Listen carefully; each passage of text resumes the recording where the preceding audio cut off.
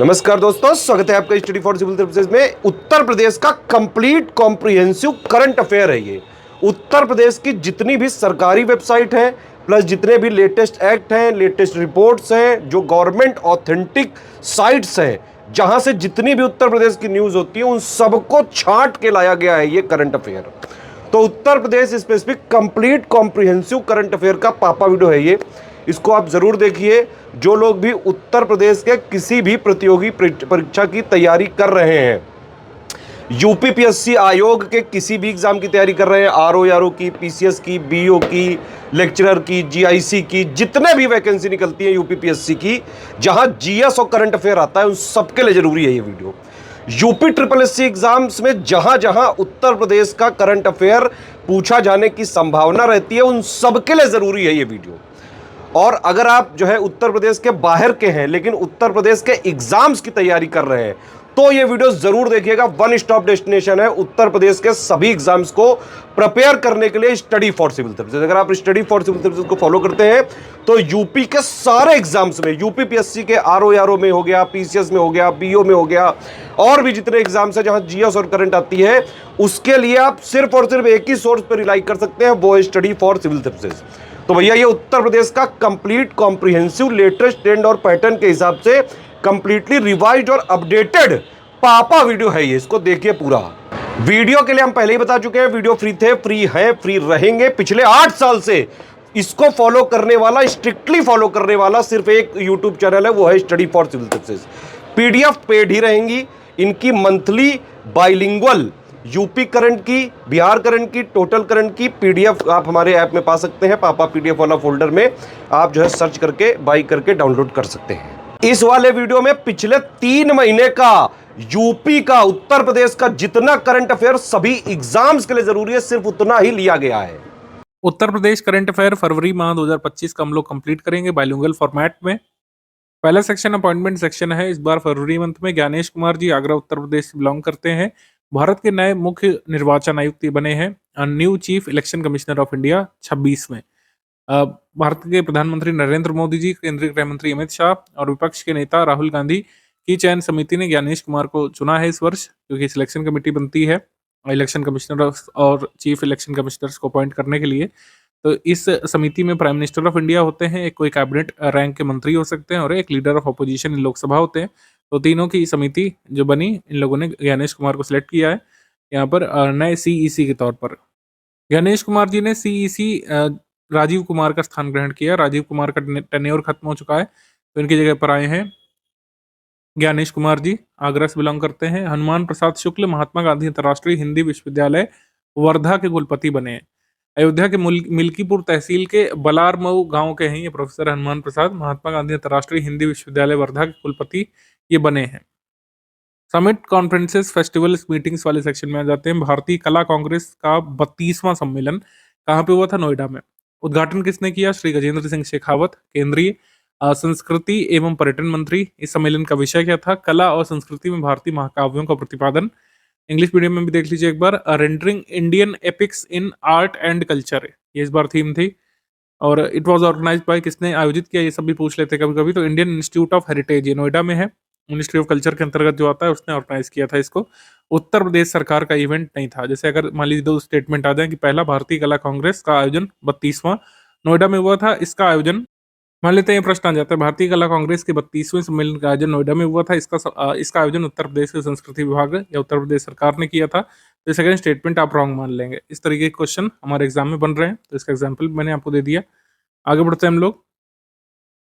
हस्तशिल्प, रंग और रसायन तथा परिधान प्रौद्योगिकी पर यह एग्जीबिशन लगा था ग्रेटर नोएडा में। केंद्रीय वस्त्र मंत्री गिरिराज सिंह ने India expo centre and mart greater Noida में दीप प्रज्वलित करके जो है परिधान प्रौद्योगिकी, रंग एवं रसायन, हस्तशिल्प कार्यक्रमों का उद्घाटन किया था। ग्रेटर नोएडा कार्यक्रम भारत टेक्स 2025 के अंतर्गत इसको आयोजित किया गया था, जबकि वृहद कार्यक्रम भारत मंडपम में हुआ था 14 से 17 फरवरी को। मतलब भारत टेक्स का सम्मेलन ये भारत मंडपम में हुआ था, लेकिन उसके एक सब कार्यक्रम के रूप में इसका आयोजन किया गया था।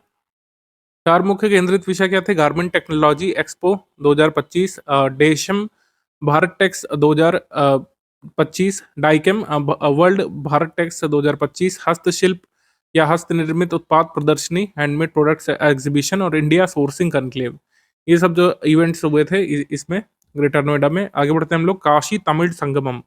काशी तमिल संगमम जो है KTS 3.0 है, इसका मतलब है कि पहले 2 संगम आयोजित हो चुके हैं। काशी तमिल संगमम बेसिकली एक कल्चरल एक्सचेंज प्रोग्राम है, जिसमें उत्तर प्रदेश का जो काशी यानी वाराणसी है और तमिलनाडु में जो चेन्नई है, अपना जो शेयर्ड कल्चरल बॉन्ड जो है वो शेयर करते हैं। आपस में ज्ञान परंपरा साझा करते हैं, एक दूसरे का कल्चर और खाने-पीने की परंपराएँ, साहित्य बेसिकली जो लिखा गया है एक दूसरे से साझा करते हैं। और इसमें मिनिस्ट्री ऑफ एजुकेशन के साथ मिनिस्ट्री ऑफ टूरिज्म और कई सारे मिनिस्ट्रीज़ इसको मिलकर के सक्षम बना रही है। एक भारत श्रेष्ठ कार्यक्रम जो चल रहा है, एक भारत श्रेष्ठ भारत कार्यक्रम, उसके तहत या उसी के इन लाइन्स पर है, ये आयोजित किया जा रहा है काशी तमिल संगमम। और ये तीसरा वाला कहाँ पे हुआ था? वाराणसी में। तीसरा वाला वाराणसी उत्तर प्रदेश में हुआ था।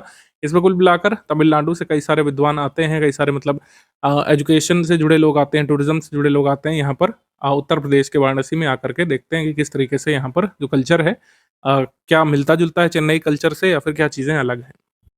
तो एक भारत श्रेष्ठ भारत कार्यक्रम के अंतर्गत ये कल्चरल एक्सचेंज प्रोग्राम है, कल्चरल बॉन्ड जो है इसको मजबूत करने का लक्ष्य है और एक दूसरे का कल्चर सीखने का लक्ष्य है, कल्चरल टाइज आगे बढ़ाने का लक्ष्य है। ये एक लक्ष्य हो गया। दूसरा ये कि एक भारत श्रेष्ठ भारत की जो परंपरा है उसको आगे बढ़ाने के संदर्भ में एक भारत श्रेष्ठ भारत कार्यक्रम की लॉन्च डेट क्या है, ये आप कमेंट सेक्शन में लिख करके बता सकते हैं। मैं हमेशा पूछता हूँ आपसे, जिससे आपको याद बना रहे, क्योंकि ये कार्यक्रम थोड़ा पहले आया था और पहले के स्कीम्स, कैंपेन ये सब भी पूछे जा रहे हैं आजकल। उद्घाटन किसने किया अगर आपसे पूछे, तो उत्तर प्रदेश के सीएम जी ने किया इस बार उद्घाटन, और union education minister Dharmendra Pradhan ने और union minister of state doctor L Murugan ने 15 फरवरी 2025 को वाराणसी में इसका आयोजन किया। इस बार की थीम क्या थी? थीम थी यहाँ पर लिगेसी ऑफ ऋषि अगस्त्य। ऋषि अगस्त्य की लिगेसी इस बार KTS 3.0 की थीम थी। इंटरनेशनल बर्ड फेस्टिवल, इसका आयोजन प्रयागराज में हुआ था महाकुंभ के साथ-साथ। पर्यावरण संरक्षण और जैव विविधता को बढ़ाने के लिए 16 से 18 फरवरी तक उत्तर प्रदेश के प्रयागराज में 3 दिवसीय बर्ड फेस्टिवल का आयोजन किया गया था। 16 से 18 फरवरी 2025 तक प्रयागराज में। अंतर्राष्ट्रीय पक्षी महोत्सव जो इस साल हुआ था 2025 का, इस बार इसका विषय था कुंभ की आस्था, प्रकृति संरक्षण और जलवायु, यानी कि faith of Kumbh, nature conservation and climate, ये थीम थी। Faith of Kumbh, nature conservation and climate. Important dates theme, विश्व आर्द्रभूमि दिवस। वैसे तो वैश्विक तौर पर जरूरी है, भारत के लिए जरूरी है, लेकिन हमने इसको उत्तर प्रदेश करंट अफेयर में क्यों लिया है? क्योंकि इस साल वर्ल्ड वेटलैंड डे कहाँ पर बनाया गया था? ये पार्वती अर्गा रामसर साइट, गोंडा उत्तर प्रदेश में मनाया गया था इस साल। इसका समारोह जो है इस साल मनाया गया था पार्वती अर्गा अ, ये रामसर साइट में जो गोंडा उत्तर प्रदेश में। इस बार इसकी थीम थी प्रोटेक्टिंग वेटलैंड्स फॉर और कॉमन फ्यूचर। ठीक है, तो आपसे डायरेक्टली पूछेंगे कहाँ बनाया गया था, किस वेटलैंड में? पार्वती अर्गा रामसर साइट, गोंडा उत्तर प्रदेश में।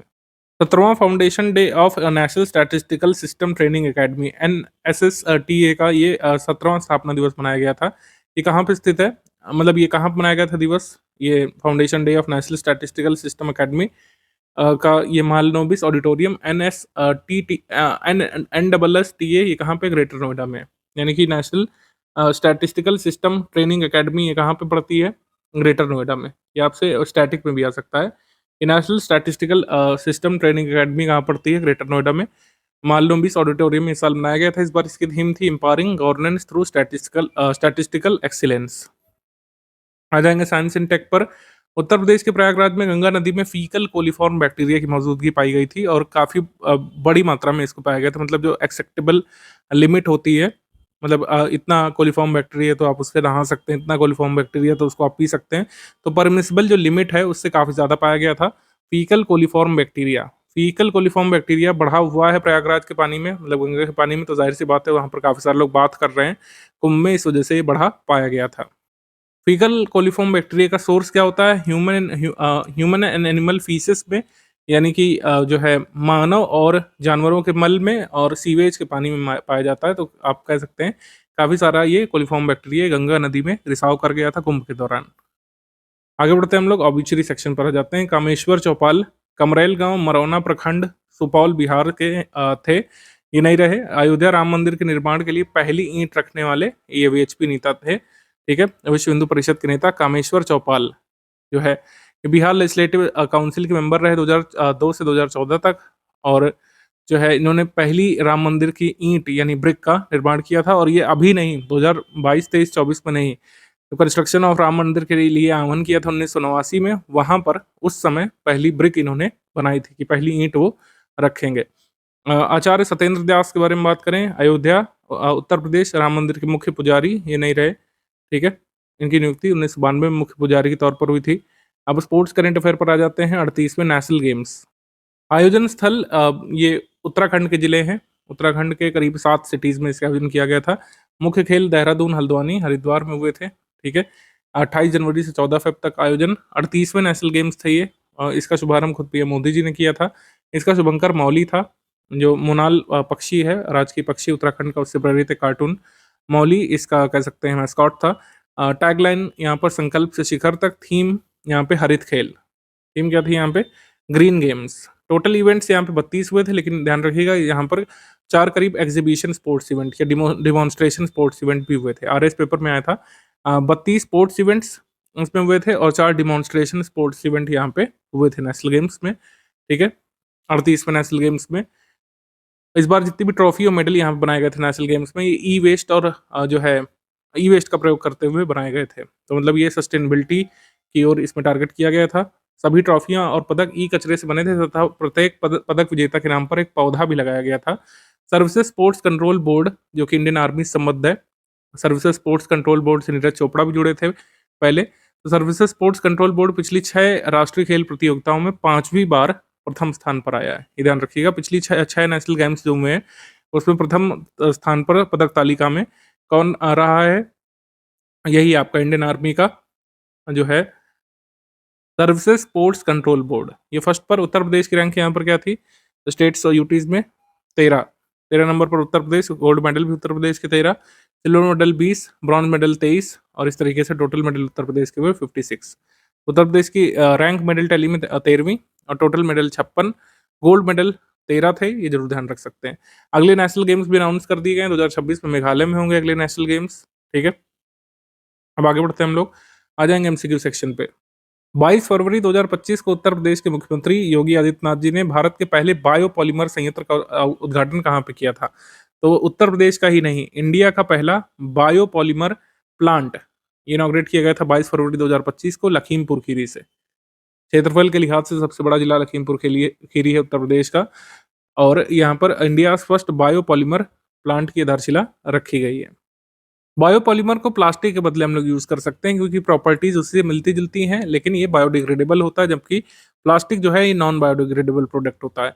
अब जो ये बायोपॉलीमर है, इनके एग्ज़ाम्पल आप देख लीजिएगा। एलपीडी है एक, अ, अल्जीनेट एक है, एक चाइटोसन होता है, पॉपुलर एक टीपीएस होता है, ठीक है? एक काइटिन होता है। इन सब के नाम एक बार ध्यान कर लीजिएगा, और ये जो है इको फ्रेंडली होते हैं, कॉस्ट इफेक्टिव होते हैं, वेस्ट प्रोसेसिंग में इस्तेमाल किए जा सकते हैं।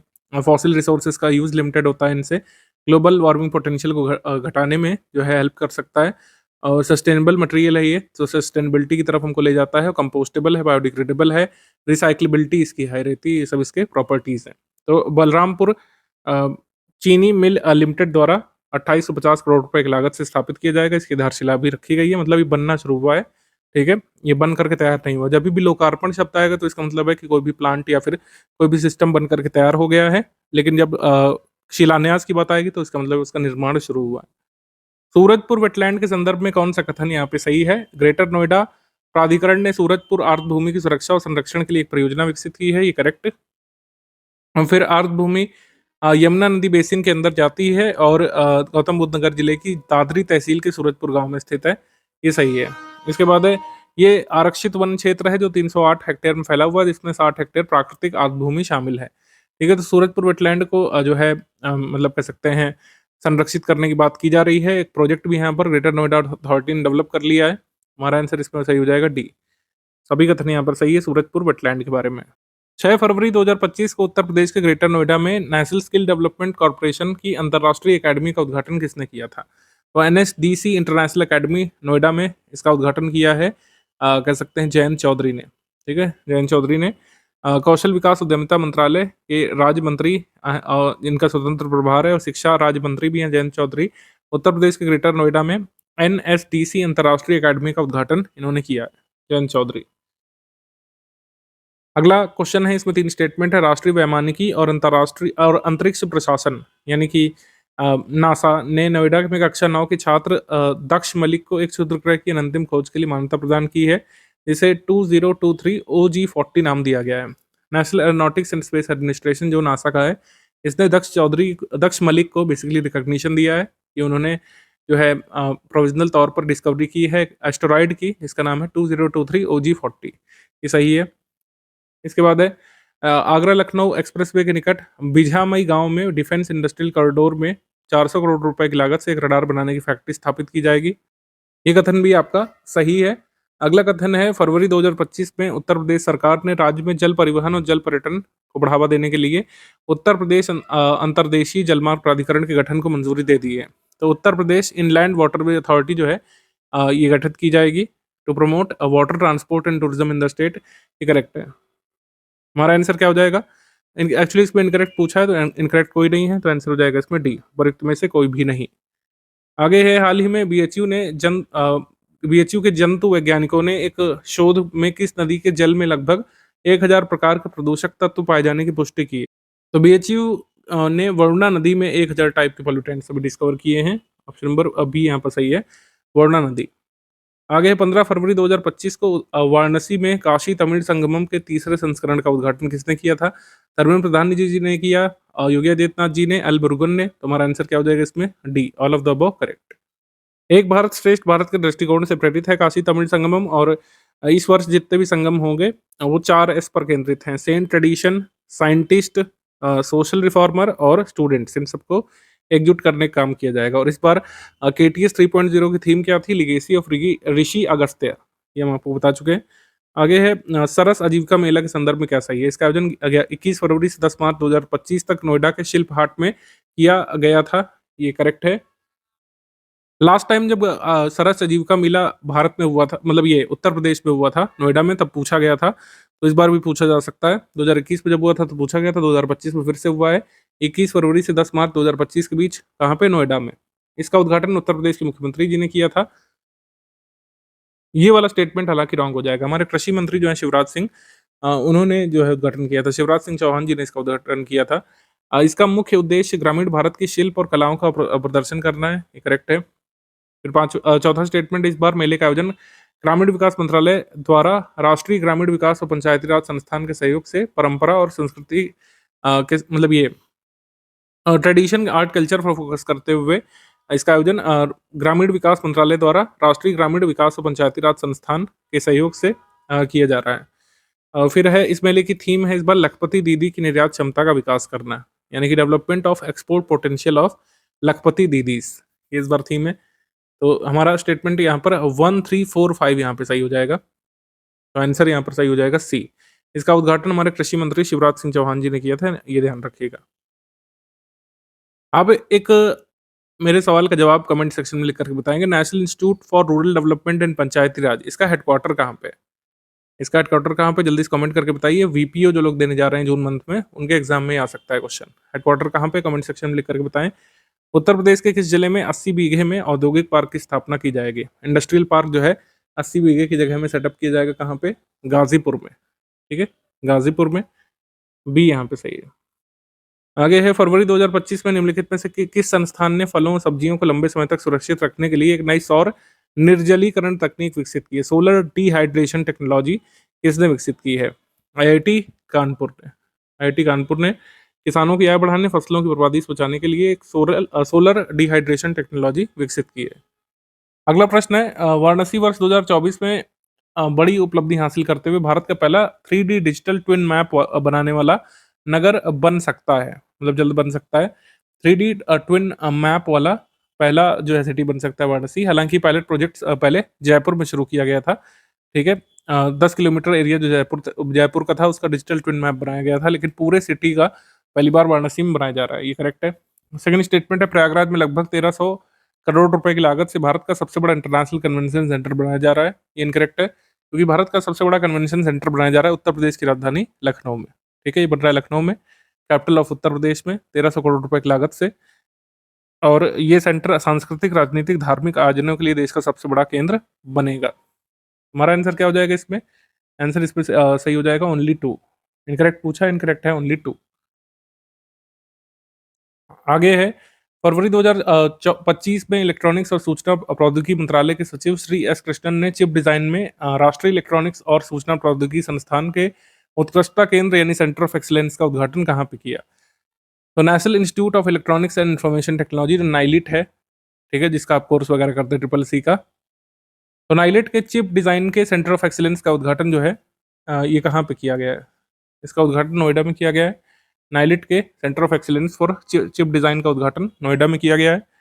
निम्नलिखित में से उत्तर प्रदेश के किस अस्पताल में मरीजों को बेहतर इलाज मुहैया कराने के लिए रोबोटिक सर्जरी शुरू की जाएगी?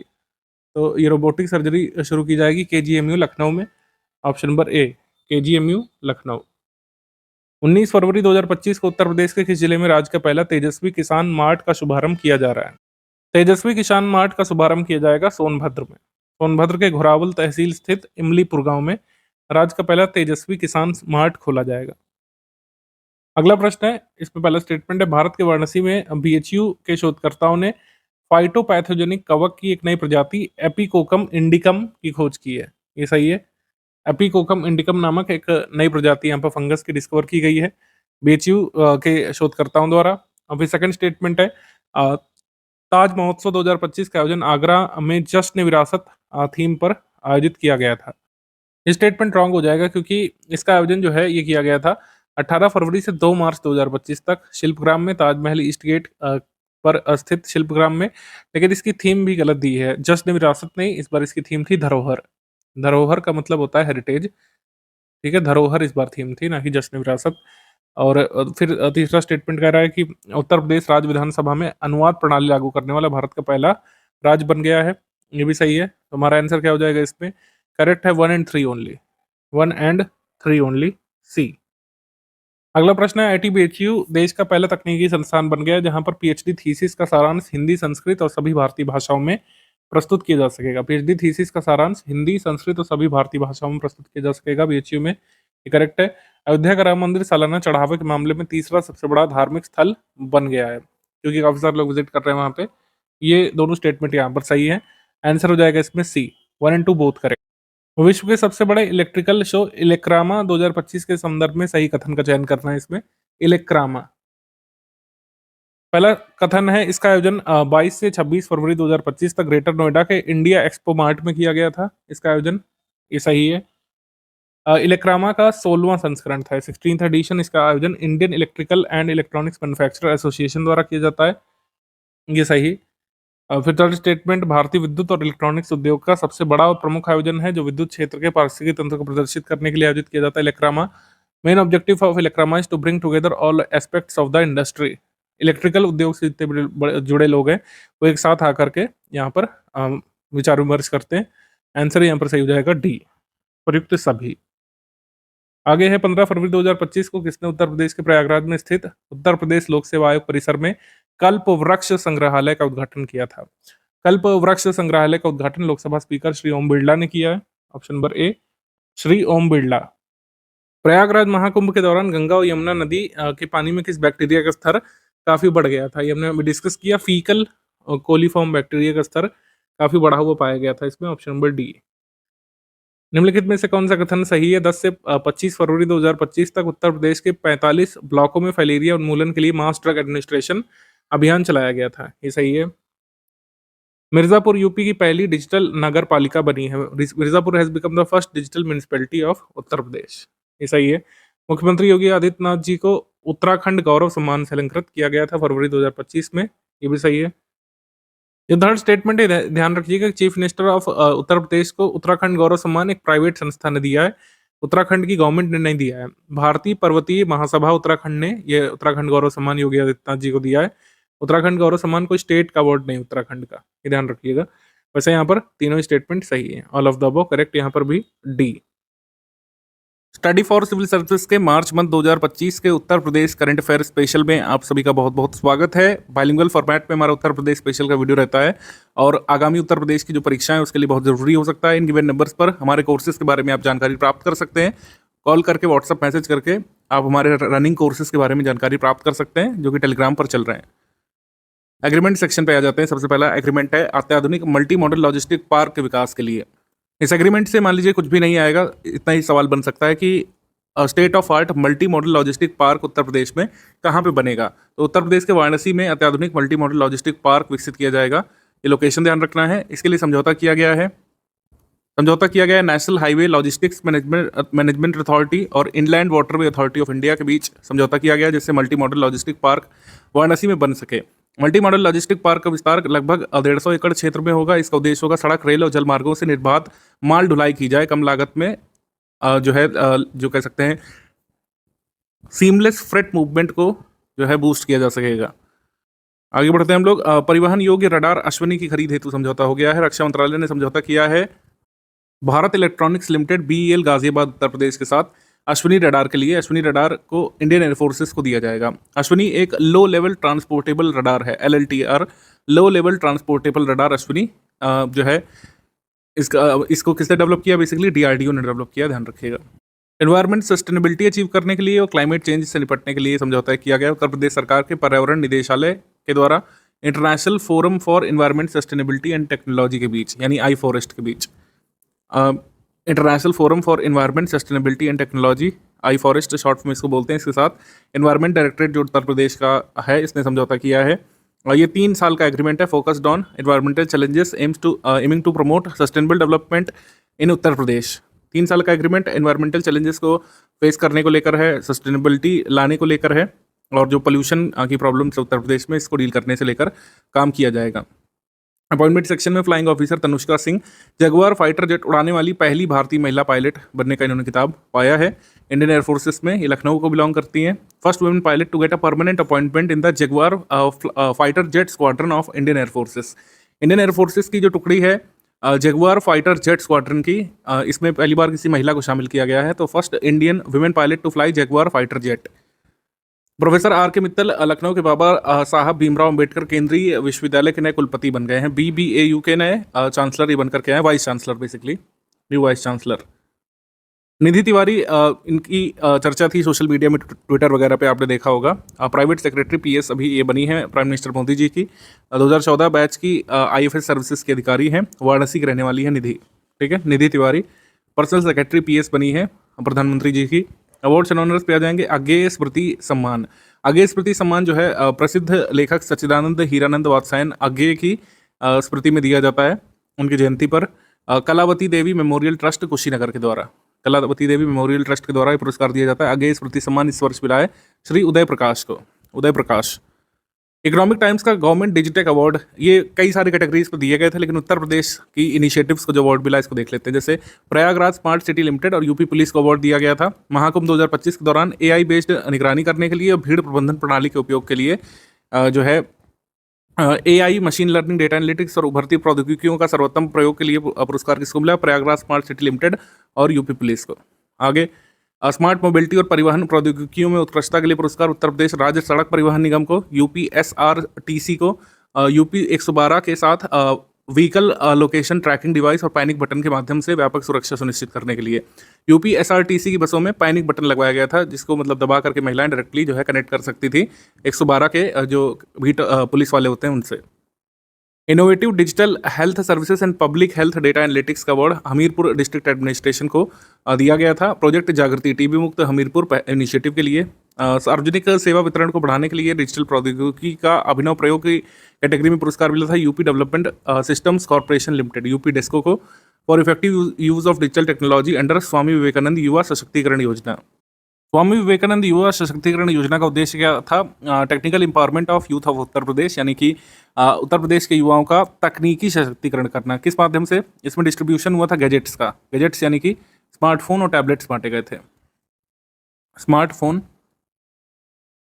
और टैबलेट्स का डिस्ट्रीब्यूशन यहाँ पे किया गया था, लैपटॉप नहीं बांटे गए थे, ध्यान रखिएगा। डिजिटल गवर्नेंस में नवाचार श्रेणी में उत्तर प्रदेश सरकार को अवार्ड दिया गया था यहाँ पर तकनीकी उन्नयन के जरिए प्रशासनिक कार्यों को बेहतर बनाने के लिए। स्कीम कैंपेन सेक्शन पे आ जाएंगे। इस मंथ की सबसे महत्वपूर्ण स्कीम है जिसके बारे में क्वेश्चन आ सकता है, मुख्यमंत्री युवा उद्यमी विकास अभियान योजना या मुख्यमंत्री युवा योजना, MUI योजना, मुख्यमंत्री युवा उद्यमी विकास योजना इसको कहा जा रहा है। उद्यमी विकास योजना अभियान के अंतर्गत गोरखपुर और बस्ती मंडल में 2500 लाभार्थियों को 100 करोड़ रुपए का ऋण यहाँ पर वितरित किया गया था। एक जिला एक उत्पाद योजना के अंतर्गत 2100 परीक्षणार्थियों को टूल किट भी प्रदान किए गए थे योगी जी के द्वारा। अब ये जो PM ये माफ कीजिएगा CM युवा योजना जो है, या फिर कह सकते हैं मुख्यमंत्री युवा उद्यमी विकास योजना जो है, हम युवा, इसमें लोन कितना मिलता है? इसमें लोन मिलता है फर्स्ट टाइम में 5 लाख रुपए, ठीक है। इंटरेस्ट फ्री और कोलेटरल फ्री लोन मिलता है, बिना ब्याज का और बिना कुछ गिरवी रखे, बिना ब्याज और बिना कुछ गारंटी रखे, गिरवी रखे, कोलेटरल रखे, लोन यहाँ पर 5 लाख तक का उत्तर प्रदेश सरकार आपको देगी। बेसिकली छोटा उद्यम यहाँ पे शुरू करने के लिए प्रथम बार में 5 लाख मिलेगा। जब आप इसको चुका देंगे तो 7.5 लाख रुपए तक का ऋण मिलेगा। 5 लाख रुपए उत्तर प्रदेश सरकार ऋण देगी और इसका करीब 10% से 15% हिस्सा अलग अलग कैटेगरीज में लोगों को खुद से जुटाना पड़ेगा अपना बिजनेस सेटअप करने के लिए। इस योजना का उद्देश्य है प्रदेश के 1 लाख युवाओं को उद्यमियों के रूप में तैयार करना है, एंटरप्रेन्योर बनाना है करीब 1 लाख युवाओं को उत्तर प्रदेश में। इसकी एज लिमिट देख लेते हैं, क्योंकि जो स्कीम होती है इसमें वेरियस चीज़ें पूछ लेते हैं कई बार। एज लिमिट है 21 से 40 और मिनिमम क्वालिफिकेशन इसमें क्या रखी गई है? 21 से 40 8वीं पास तक होना चाहिए। 4 साल के लिए जो है ब्याज मुक्त ऋण दिया जाएगा और फिर जो है सरकार आपसे वसूलना शुरू कर लेगी अगर आप नहीं देते हैं तो। और सेकंड टाइम में, मतलब पहला लोन आप चुका देंगे तो 7.5 लाख रुपए तक की आपकी लिमिट अनलॉक हो जाती है। एग्री वोल्टाइक्स परियोजना लॉन्च की गई है। ये वित्त मंत्रालय के आर्थिक मामलों के विभाग द्वारा जो है कह सकते हैं इसको अप्रूव किया गया है। उत्तर प्रदेश में एग्री वोल्टाइक्स परियोजना को अपनाने वाला पहला राज्य उत्तर प्रदेश बन गया है। पूरे देश में उत्तर प्रदेश एग्री वोल्टाइक्स प्रोजेक्ट को अपनाने वाला देश का पहला राज्य बन गया है।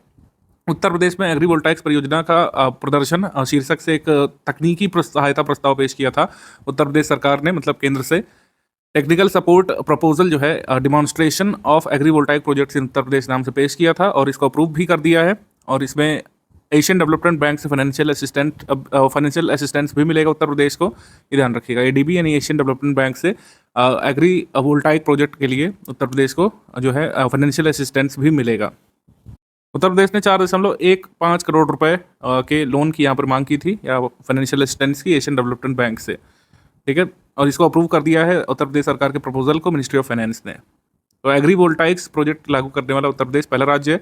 एग्री वोल्टाइक प्रोजेक्ट का मोटे तौर पर आप मतलब समझिए कि जहाँ जहाँ पर खेती होती है वहाँ पर सतह के ऊपर सोलर प्रोडक्शन भी किया जा सके एक ही भूमि पर, इसी को एग्री वोल्टाइक प्रोजेक्ट कहा जा रहा है। यानी एग्रीकल्चर लैंड पर उसी के ऊपर कह सकते हैं बिजली उत्पादन करना।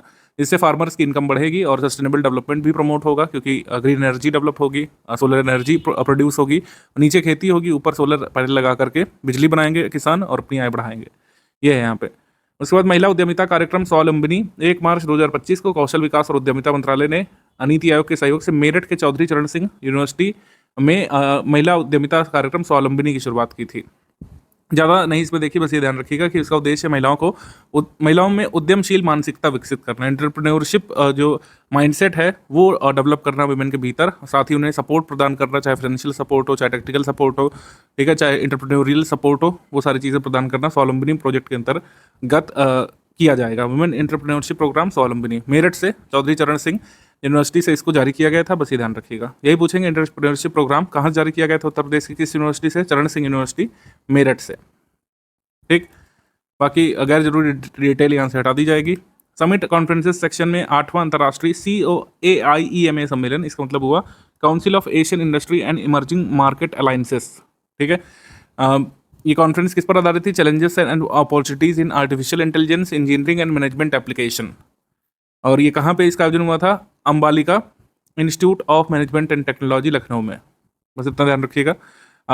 ये बड़ा जरूरी है। National conference on national clean air programme, national clean air programme पर नेशनल कॉन्फ्रेंस का आयोजन गोरखपुर में हुआ था इस साल, और गोरखपुर नगर निगम और WRI इंडिया के संयुक्त प्रयास से इसका आयोजन किया गया। NCAP पर नेशनल कॉन्फ्रेंस 11 से 13 मार्च तक।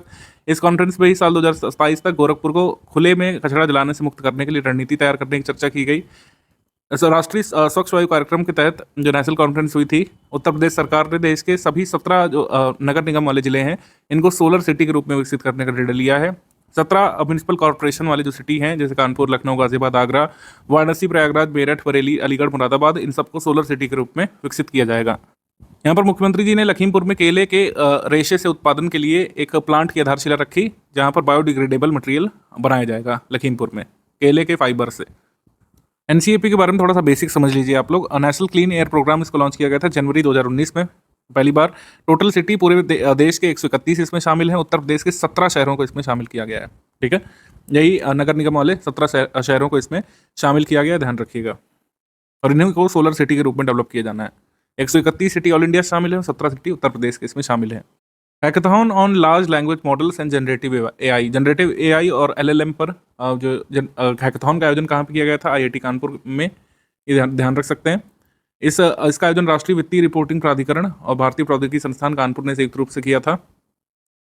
आगे प्रथम इलेक्ट्रॉनिक खिलौना हैकाथॉन ई टॉयकाथॉन, फर्स्ट इलेक्ट्रॉनिक टॉय हैकाथॉन ई टॉयकाथॉन नाम से कहाँ पे हुआ था? नोएडा में। सीडैक नोएडा ने सफलतापूर्वक इसको संपन्न कराया था।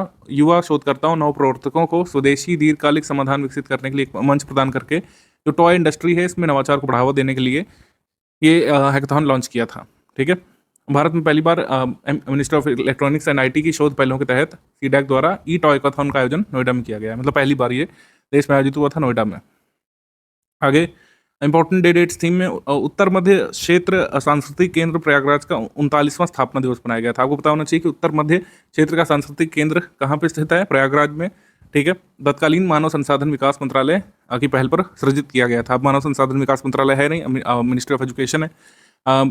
उसके बाद जो है north central zone cultural centre ये डेवलप किया गया था या इस्टेब्लिश किया गया था, कह सकते हैं। 11 मार्च 1986 को सोसाइटी रजिस्ट्रेशन एक्ट 1860 के अंतर्गत इसका रजिस्टर्ड ऑफिस प्रयागराज में। ये जो जोन है north central zone cultural centre, ये कितने स्टेट्स को कवर करता है? ये उत्तर प्रदेश के साथ साथ बिहार, एमपी, राजस्थान, हरियाणा, उत्तराखंड और दिल्ली तक को कवर करता है। गवर्नर ऑफ यूपी इसके चेयरपर्सन होते हैं, इस सेंटर के अध्यक्ष होते हैं मतलब। आगे स्पोर्ट्स करंट अफेयर, खेलो इंडिया महिला ताइक्वांडो चैंपियनशिप लखनऊ उत्तर प्रदेश में आयोजित की गई थी। अंतर्राष्ट्रीय महिला दिवस के अवसर पर लखनऊ ने जो है 14 पदक इसमें जीते थे, आगरा ने 5 पदक और एक स्वर्ण सहित अन्य पदक जीते थे मथुरा फरुखाबाद ने। आगे बढ़ते हैं हम लोग। 47वीं राष्ट्रीय जूनियर बालिका हैंडबॉल चैंपियनशिप उत्तर प्रदेश की राजधानी लखनऊ में केडी सिंह बाबू स्टेडियम में इसका आयोजन किया गया था। उत्तर प्रदेश ने फाइनल मैच में हिमाचल प्रदेश की टीम को हरा करके पहली बार इस चैंपियनशिप में खिताब जीता था। उत्तर प्रदेश हैंडबॉल एसोसिएशन के 50वें दिवस के अवसर पर इसको आयोजित किया गया था, national junior girls handball championship. Ranks report index में देख लेते हैं। Uttar Pradesh startup ecosystem report आई थी, ट्रैक्शन नामक एक कह सकते हैं निकाय के द्वारा। इसमें इन्होंने कहा कि उत्तर प्रदेश राज्य भारत में स्टार्टअप इकोसिस्टम में तीसरे स्थान पर है। तीसरा सबसे बड़ा स्टार्टअप इकोसिस्टम उत्तर प्रदेश में स्टेट्स की अगर हम बात कर रहे हैं। 26 स्टार्टअप ने यूनिकॉर्न का दर्जा उत्तर प्रदेश से हासिल कर लिया है। 49 जिलों में स्टार्टअप शुरू करने वाले उद्यमियों की आयु 25 से 40 साल के बीच है। और जो है यूपी में महाराष्ट्र, कर्नाटक, दिल्ली के बाद भारत का चौथा सबसे बड़ा स्टार्टअप इकोसिस्टम है। ठीक है, मतलब नंबर ऑफ स्टार्टअप के मामले में तीसरा है और इस स्टार्टअप इकोसिस्टम के मामले में मतलब चौथा है। दिल्ली को एज ए यूटी काउंट कर रहे हैं तो महाराष्ट्र, कर्नाटक के बाद उत्तर प्रदेश स्टेट्स में, लेकिन यूटी को भी काउंट कर लें तो चौथे स्थान पर है। ठीक, फिर शीर्ष 10 स्टार्टअप वाले शहर, सबसे ज़्यादा स्टार्टअप नोएडा में ऑब्वियस तौर पर, फिर लखनऊ में है, फिर गाजियाबाद में, फिर कानपुर में। एमसीक्यू सेक्शन पे आ जाएंगे हम लोग। इसमें 3 स्टेटमेंट है। भारत की पहली लिथियम ग्रेड रिफाइनरी के बारे में। भारत की पहली लिथियम ग्रेड रिफाइनरी को कहाँ पे खोला गया है? ग्रेटर नोएडा में। ये ध्यान रखिएगा, ये सही स्टेटमेंट है। सेकंड स्टेटमेंट कह रहा है कि 1000 मीट्रिक टन प्रतिवर्ष बैटरी ग्रेड लिथियम कार्बोनेट का उत्पादन किया जाएगा। ये सही है। इसकी कैपेसिटी 45,000 टन बढ़ा दी जाएगी, 45,000 टन तक बढ़ा दी जाएगी 2032 तक। ये स्टेटमेंट रॉन्ग है क्योंकि लिथियम ग्रेड रिफाइनरी की क्षमता 20,000 टन तक बढ़ाई जाएगी 2029 तक। लोहम कंपनी वर्तमान में 90% से अधिक जो लिथियम जो है उसको रिफाइन कर रही है, लोहम नामक कंपनी। हमारा आंसर इसमें हो जाएगा 1 and 2 ओनली। सही, सी यहाँ पे सही है, 1 and 2 ओनली। आगे क्वेश्चन है, महाराष्ट्र सरकार ने उत्तर प्रदेश के किस शहर में छत्रपति शिवाजी महाराज का एक स्मारक बनाने की घोषणा की है? अंदाजा लगाना आसान है अगर आपने हिस्ट्री को ठीक से पढ़ा है कि कहाँ बनाया जाएगा। ऑब्वियस तौर पर आगरा में। ठीक है, आगरा में, क्योंकि आगरा और शिवाजी का कनेक्ट है। छत्रपति शिवाजी महाराज को आगरा में बंदी बनाया गया था औरंगजेब के शासनकाल में। वहाँ से फिर वो भाग भी गए थे हालांकि। तो जहाँ पर उनको हाउस अरेस्ट में रखा गया था उसी स्थान पर एक मेमोरियल बनाया जाएगा छत्रपति शिवाजी महाराज का। महाराष्ट्र सरकार इसको बनवाएगी।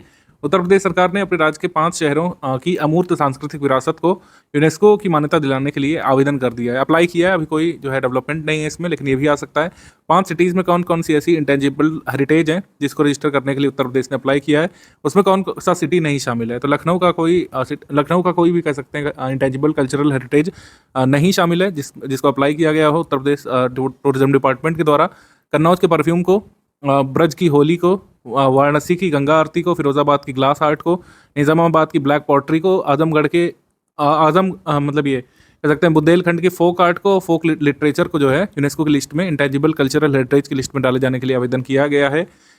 देखते क्या होता है। 8 मार्च 2025 को उत्तर प्रदेश के वर्तमान मुख्यमंत्री जी ने अवाडा समूह की 5 गीगावाट की एकीकृत सौर विनिर्माण इकाई का शिलान्यास कहाँ पे किया था? गौतम बुद्ध नगर में। ए ऑप्शन यहाँ पे सही है, ए गौतम बुद्ध नगर। इसके साथ ही जो है फाउंडेशन स्टोन रखा गया था इलेक्ट्रो ग्रुप की 5 गीगावाट की इंटीग्रेटेड सोलर मैन्युफैक्चरिंग यूनिट का। इसको कहाँ पे सेटअप किया गया है? जो है 1.5 गीगावाट का सोलर मॉड्यूल अवाडा ग्रुप का कोट विलेज तहसील दादरी गौतम बुद्ध नगर में जो है सेटअप किया गया है। ठीक है, सेटअप किया जाएगा। ए यहाँ पे सही, गौतम बुद्ध नगर। मार्च 2025 में उत्तर प्रदेश के मुख्यमंत्री जी ने महापुरुषों के नाम पर 10 नई महत्वाकांक्षी योजना शुरू करने की घोषणा की है। कौन सा जोड़ा सही सम्मिलित नहीं है? सरदार पटेल के नाम पर पीएम मित्र पार्क स्कीम, सीएम मित्र पार्क स्कीम नहीं जो है चलाई जाएगी। ये जो है संत कबीर दास के नाम पर चलाई जाएगी सीएम मित्र पार्क स्कीम। ये पूरे नाम यहाँ पे दिए हुए देखिए। Maharani Laxmibai meritorious girl student scooty scheme चलाई जाएगी। लक्ष्मीबाई मेधावी छात्रा स्कूटी योजना। संत रविदास के नाम पर चर्मोद्योग पार्क। सरदार पटेल के नाम पर जनपदीय आर्थिक क्षेत्र। बिरसा मुंडा को समर्पित 2 जनजातीय संग्रहालय बनेंगे संत कबीर नगर के नाम पर सीएम मित्र पार्क। माता शबरी के नाम पर कृषि मंडियों में कैंटीन और विश्रामालय खुलेंगे। माता अहिल्याबाई होलकर के नाम पर श्रमजीवी महिला हॉस्टल। और भारत रत्न चौधरी चरण सिंह जी के नाम पर लखनऊ में सीड पार्क खुलेगा। नगरीय क्षेत्रों में पुस्तकालय भारत रत्न अटल बिहारी वाजपेयी के नाम पर खुलेंगे। भारत रत्न डॉक्टर भीमराव रामजी अम्बेडकर के नाम पर हॉस्टल्स खोले जाएंगे उत्तर प्रदेश सरकार के द्वारा। ये ध्यान रखिएगा। आगे 2 कथन दिए गए, एक अभिकथन एक कारण कहा गया है। सर्वोच्च न्यायालय ने ताज ट्रेपेजियम जोन प्राधिकरण को इस क्षेत्र में वृक्षों की गणना करने के लिए वन अनुसंधान संस्थान को नियुक्त करने का निर्देश दिया है। मतलब ताज ट्रेपेजियम जोन को कहा है कि फॉरेस्ट रिसर्च इंस्टीट्यूट की मदद लेकर के ट्री सेंसस कराएं ताज ट्रेपेजियम जोन के एरिया में। ये अभिकथन सही है। ये भी निर्णय आया था सुप्रीम कोर्ट का। Census of existing trees in an area is necessary to prevent any illegal felling. अवैध कटाई को रोकने के लिए क्षेत्र में विद्यमान वृक्षों की गणना आवश्यक है। हमारा आंसर इसमें हो जाएगा ए और आर दोनों सही है, और आर ए की सही व्याख्या भी करता है। ए यहाँ पे सही है। ताज ट्रेपेजियम जोन जो है 10,400 वर्ग किलोमीटर का निर्धारित क्षेत्र है। इसमें जो है कौन कौन से मोनूमेंट्स आते हैं? ताजमहल, आगरा फोर्ट, फतेहपुर सीकरी। और इसमें उत्तर प्रदेश के कितने जिले शामिल हैं? 5 जिले। 5 जिले शामिल हैं। राजस्थान का 1 जिला शामिल है। ताज ट्रेपेजियम जोन में राजस्थान का 1 जिला शामिल है और उत्तर प्रदेश के 5 जिले शामिल हैं। उन 5 जिले का नाम आप जो है कमेंट सेक्शन में बताइए। अगर कोई नहीं बता पाएगा तो नेक्स्ट मंथ में इसको कराएंगे। कमेंट में बताइए कि ताज ट्रेपेजियम जोन में उत्तर प्रदेश के कौन कौन से 5 जिले आते हैं। आगे बढ़ते हैं हम लोग। 7 मार्च 2025 को उत्तर प्रदेश सरकार ने अयोध्या जिले के कितने गाँवों को आदर्श गाँव बनाने के लिए अभियान शुरू किया है? वहाँ पे 1147 गाँवों को मॉडल विलेजेस के रूप में अयोध्या में डेवलप किया जाएगा। सी यहाँ पे सही है, सी। आगे है राइज ऐप के बारे में क्या सही? उत्तर प्रदेश सरकार ने बच्चों के नियमित टीकाकरण को बेहतर बनाने के लिए रैपिड इम्यूनाइजेशन स्किल इन्हांसमेंट नामक एक ऐप लॉन्च किया है। बेसिकली ये हेल्थ वर्कर्स के लिए है। हेल्थ वर्कर्स को जो एजुकेट करने के लिए, उनको ट्रेनिंग देने के लिए, उनको अवेयरनेस देने के लिए digital training and monitoring platform है। Basically effective implementation of vaccination programmes के लिए इंपॉर्टेंट रोल यहाँ पर जो है मिशन इंद्रधनुष के इम्प्लीमेंटेशन में ऐप निभाएगा। क्योंकि जो टीकाकरण कर्मी हैं, जो आशा वर्कर्स हैं, जो वॉलंटियर्स हैं, बेसिकली जो ग्राउंड वॉलंटियर्स हैं, उनको तरह तरह की सूचनाएं और तरह तरह की हेल्प और सपोर्ट ही प्रदान करेगा। ठीक है, तो हमारा आंसर इसमें हो जाएगा डी। सारे कथन यहाँ पे सही हैं राइज ऐप के बारे में। राइज ऐप के बारे में स्वास्थ्य कार्यकर्ताओं को टीकाकरण शेड्यूल के बारे में जानकारी मिलेगी। सुरक्षा प्रोटोकॉल जो अपनाना है, कोल्ड चेन प्रबंधन, क्योंकि वैक्सीन कई बार ठंडा रखना पड़ता है। टीकाकरण के बाद प्रतिकूल प्रभावों की निगरानी करने में जो हेल्थ वर्कर्स हैं उनको सहायता मिलेगी। मिशन इंद्रधनुष जो है 25 दिसंबर 2014 को ministry of health and family welfare ने जारी किया था। अब तो कई सारे चरण इसके आ चुके हैं। उत्तर प्रदेश सरकार द्वारा उत्तर मध्य सांस्कृतिक केंद्र के अधीन भारत का पहला कलाग्राम कहाँ पर स्थापित किया जाएगा? ऑब्वियस सी बात है, जहाँ पर नॉर्थ सेंटर कल्चरल सेंटर स्थित है, जहाँ पर इसका हेडक्वार्टर है प्रयागराज में। प्रयागराज में भारत का पहला कलाग्राम स्टैब्लिश किया जाएगा, ध्यान रखिएगा। ठीक है, अब वैसे तो संस्कृति मंत्रालय देश के हर सांस्कृतिक केंद्र में कलाग्राम स्थापित करने जा रही है, लेकिन भारत का पहला ये इंडिया फर्स्ट परमानेंट कलाग्राम ये कहाँ पर सेटअप होगा? प्रयागराज में। अगला प्रश्न है, इसमें 3 स्टेटमेंट है। उत्तर प्रदेश सरकार ने सीतापुर के पास नैमिषारण्य के पास मिश्रित क्षेत्र में महर्षि दधीच कुंड को राजकीय पर्यटन केंद्र के रूप में डेवलप करने की घोषणा की है। करेक्ट स्टेटमेंट है। 10 मार्च को उत्तर प्रदेश ने राज्य स्मार्ट सिटी मिशन के कार्यकाल को 5 वर्ष बढ़ाकर 2030 तक आगे बढ़ा दिया है। क्या स्टेटमेंट करेक्ट? नहीं। ये जो राज्य स्मार्ट सिटी कार्यक्रम है जो कोविड के बाद आया था, इसको बढ़ाया गया है 2 साल के लिए, अनदर 2 ईयर्स के लिए इसको आगे बढ़ा दिया गया है। पहले ये एंड होने वाला था 31 मार्च 2025 तक, अब ये अगले 2 वर्षों के लिए आगे बढ़ गया है। स्टेट स्मार्ट सिटी मिशन का आपको पता होना चाहिए, हमने आपको पहले बताया है कि जैसे जो केंद्र का स्मार्ट सिटी मिशन चल रहा है उसमें उत्तर प्रदेश के 10 शहरों को शामिल किया गया है, जबकि नगर निगम उत्तर प्रदेश के 17 शहरों में है। तो बचे हुए 7 ऐसे शहर जहाँ पर नगर निगम है उसको उत्तर प्रदेश अपने फंड से स्मार्ट सिटी बना रहा है, और यही स्टेट स्मार्ट सिटी स्कीम है। उस स्टेट स्मार्ट सिटी स्कीम में कौन कौन से 7 शहरों को शामिल किया गया है उनके नाम यहाँ पे लिखे हैं, ये देख लीजिए आप। ठीक है, निम्नलिखित में से किसे हम बलिया के शेर के नाम से जानते हैं? किस स्वतंत्रता संग्राम सेनानी का नाम बलिया का शेर है? बलिया जिले में इनके नाम पर एक स्मारक बनाने की घोषणा की गई है। तो जो है निश्चित तौर पर चित्तू पांडे बलिया के शेर के नाम से जाने जाते थे, जिन्होंने जो है पैरेलल गवर्नमेंट की स्थापना की थी। भारत छोड़ो आंदोलन के दौरान कई जगह पर प्रति सरकार और प्रजामंडल सरकार नाम से जो पैरेलल गवर्नमेंट्स बनाई गई थी, यहाँ पर भी एक पैरेलल गवर्नमेंट यहाँ पे बनाई थी चित्तू पांडे ने बलिया में। ठीक है, इनका जन्म कहाँ पे हुआ था? रत्तूचक नामक गाँव में 10 मई 1895 में। जो प्रपोज मेडिकल कॉलेज है बलिया डिस्ट्रिक्ट में, वहीं पर इनका एक स्मारक बनाया जाएगा, चित्तू पांडे। आगे बढ़ते हैं। सब एक्यूट स्क्लेरोसिस पेनिनसेफलाइटिस के बारे में गलत कथनों का चयन करना है। टीकाकरण की कम कवरेज के कारण एक गंभीर स्वास्थ्य चिंता उत्तर प्रदेश की बन गया है ये बीमारी। इसको SSP बोल सकते हैं आप शॉर्ट में। ये प्रोग्रेसिव फैटल ब्रेन डिसऑर्डर है, जो मीजल्स होने के कई सालों बाद भी जो है उपज सकता है। ये चिल्ड्रेन और एडोलेसेंट को प्रभावित करता है and is more common in men than women, मतलब आदमियों को ज़्यादा प्रभावित करता है, महिलाओं को कम। तो तीनों स्टेटमेंट इस बीमारी के बारे में सही है, तो आंसर हो जाएगा डी। कोई भी स्टेटमेंट इनकरेक्ट नहीं है, डी यहाँ पे सही है। आगे बिठूर महोत्सव। इस महोत्सव का आयोजन 21 से 23 मार्च तक उत्तर प्रदेश के कानपुर में स्थित बिठूर में किया गया था, सही। मुख्यमंत्री योगी आदित्यनाथ जी ने मुख्य अतिथि के तौर पर यहाँ पर प्रतिभाग किया था, सही। और शेयर्ड कल्चरल और हिस्टोरिकल हेरिटेज जो है उत्तर प्रदेश और महाराष्ट्र का, उसी को सेलिब्रेट करने के लिए बिठूर महोत्सव मनाया जाता है। इन लोगों ने 1857 का स्वतंत्रता संग्राम पढ़ा है, और जो नाना साहेब है उनका कंट्रीब्यूशन, तात्या टोपे कंट्रीब्यूशन, ये सब पढ़ा है। तो आपको पता है कि महाराष्ट्र और उत्तर प्रदेश एक शेयर्ड हिस्टोरिकल हेरिटेज शेयर करते हैं 1857 के विद्रोह से एसोसिएटेड। अंतिम पेशवा जो नाना साहेब थे, जिनको जो है पेंशन पर रखा था बिठूर में ब्रिटिशर्स ने, वहाँ से विद्रोह इन्होंने किया था। हमारा आंसर इसमें सही हो जाएगा डी। सारे कथन यहाँ पर सही है, डी। 9 से 15 मार्च 2025 तक ग्लूकोमा के बारे में जागरूकता बढ़ाने के उद्देश्य से निम्नलिखित में से किस जिले में विश्व ग्लूकोमा सप्ताह का आयोजन किया गया था? ग्लूकोमा सप्ताह को बलरामपुर में जो है मनाया गया था। ग्लूकोमा या जो काला मोतिया जिसको बोलते हैं, ये डैमेज करता है ऑप्टिक नर्व को।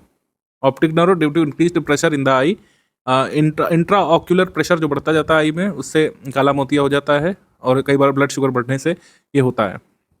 आगे बढ़ते हैं हम लोग। सही कथन या कथनों का चयन करना है। 10 से 12 मार्च 2025 तक उत्तर प्रदेश के जौनपुर जिले के शाही किले में जौनपुर महोत्सव 2025 का आयोजन किया गया था, ये सही है। इसके बाद है उत्तर प्रदेश के मुख्यमंत्री योगी जी ने नोएडा में माइक्रोसॉफ्ट इंडिया के डेवलपमेंट सेंटर का शिलान्यास किया था। भारत में माइक्रोसॉफ्ट का अब तक का सबसे बड़ा डेवलपमेंट एंड रिसर्च सेंटर ये बनेगा, ये सही है, नोएडा में। तो दोनों स्टेटमेंट यहाँ पर सही है, आंसर यहाँ पर सही हो जाएगा सी। 1 and 2 both correct. अगला क्वेश्चन गलत कथन का, इसमें भी चयन करना है। भारत सरकार की जो पीएम मित्र योजना चल रही है, यानी कि PM mega integrated textile reason and apparel park, तो इसके तहत देश में विभिन्न स्थानों पर पीएम मित्र पार्क बनेंगे। 1000 एकड़ का एरिया सिलेक्ट किया गया था काफ़ी दिन पहले। लखनऊ हरदोई बॉर्डर पर पीएम मित्र योजना के तहत एक जो है पीएम मित्र पार्क बनेगा, ये सही है। सेकंड स्टेटमेंट है, टाटा पावर ने उत्तर प्रदेश के 1000 स्कूलों में 5 लाख छात्रों को सौर ऊर्जा अपनाने के प्रति जागरूक करने के लिए भारत का सबसे बड़ा और सौर ऊर्जा साक्षरता अभियान चलाया है, ये सही है। इसका नाम क्या है? क्लब एनर्जी इको क्रू, ये इस नाम से ये अभियान चलाया जाएगा, क्लब एनर्जी इको क्रू। ये इस क्रू का लक्ष्य लखनऊ, वाराणसी, अयोध्या, मेरठ, आगरा और कानपुर जैसे महत्वपूर्ण स्थानों सहित 24 शहरों में 1000 स्कूलों में 5 लाख से अधिक छात्रों तक ये संदेश पहुंचाना कि आगे हमको सौर एनर्जी का यूज़ करना है। आंसर यहाँ पर सही हो जाएगा डी। दोनों ही सही हैं, तो इनकरेक्ट कोई नहीं है, आंसर यहाँ पर सही हो जाएगा डी। फरवरी 2025 में उत्तर प्रदेश के किस जिले में 276 गांवों में पीने के पानी में फ्लोराइड प्रदूषण का स्तर अत्यधिक पाया गया था? फ्लोराइड पॉल्यूशन का स्तर अत्यधिक पाया गया था सोनभद्र में, option number A Sonbhadra. WHO की जो प्रिस्क्राइब्ड लिमिट है फ्लोराइड कंसंट्रेशन की वाटर में, वो 1.5 mg पर लीटर होनी चाहिए, इससे ज़्यादा नहीं। मार्च 2025 में उत्तर प्रदेश प्रशासन ने राज्य के किस जिले में सैयद सलार मसूद गाजी की याद में जो हर साल मेला होता था, नेज़ा मेला, इसको प्रतिबंधित कर दिया है। तो नेज़ा मेला जो लगता था, इसको अब उत्तर प्रदेश सरकार ने बैन कर दिया है। ये कहाँ पे लगता था ये बताना है। ये संभल में लगता था, ऑप्शन नंबर सी यहाँ पर सही है, संभल में। सैयद सलार गाजी के बारे में आप नहीं जानते तो महमूद गजनवी, जो गजनविद आक्रमण हुआ था भारत में, तुर्क आक्रमण, महमूद गजनवी का भतीजा था और सेनापति था सैयद सलार मसूद गाजी। रंगोत्सव 2025 इसका आयोजन कहाँ पे हुआ था? मथुरा में। और इसका उद्घाटन किसने किया था? मुख्यमंत्री जी ने। इसका आयोजन मथुरा के बरसाना में राधा बिहारी इंटर कॉलेज में किया गया था। दोनों स्टेटमेंट यहाँ पे सही है, आंसर यहाँ पर सही हो जाएगा C. 1 and 2 both correct.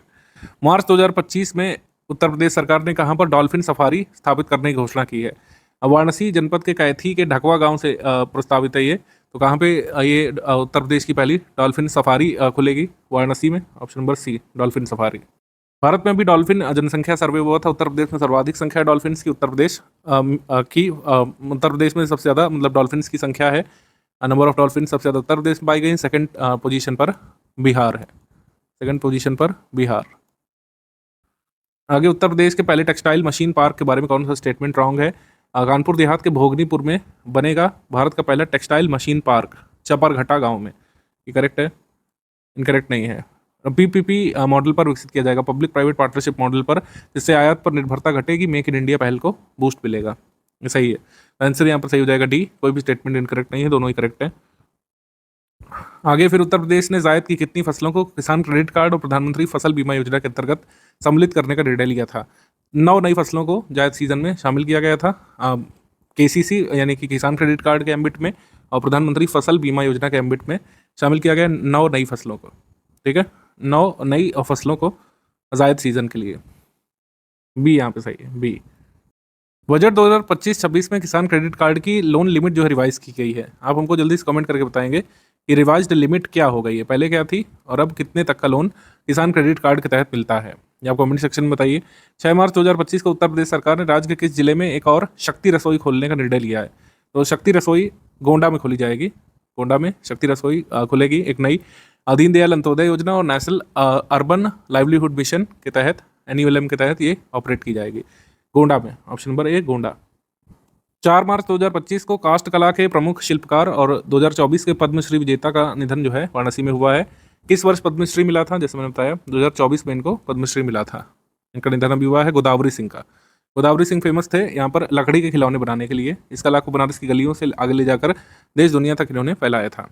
Varanasi में शिल्पकार गोदावरी सिंह का निधन हुआ था। उत्तर प्रदेश ने राज्य के कितनी ग्राम पंचायतों में डिजिटल पुस्तकालय स्थापित करने की घोषणा की है? 22,700 कह सकते हैं ग्राम पंचायतों में डिजिटल पुस्तकालय बनाए जाएंगे। प्रति पुस्तकालय 4 लाख रुपए आवंटित किए गए हैं राज्य सरकार की तरफ से। प्रति पुस्तकालय 4 लाख रुपए खर्च किए जाएंगे। पहले चरण में 11,000 से अधिक डिजिटल लाइब्रेरी बनाई जाएंगी, फिर धीरे धीरे इसको आगे बढ़ाया जाएगा। मार्च 2024 में उत्तर प्रदेश के मुख्यमंत्री जी ने स्पेस म्यूजियम का उद्घाटन कहाँ पे किया था?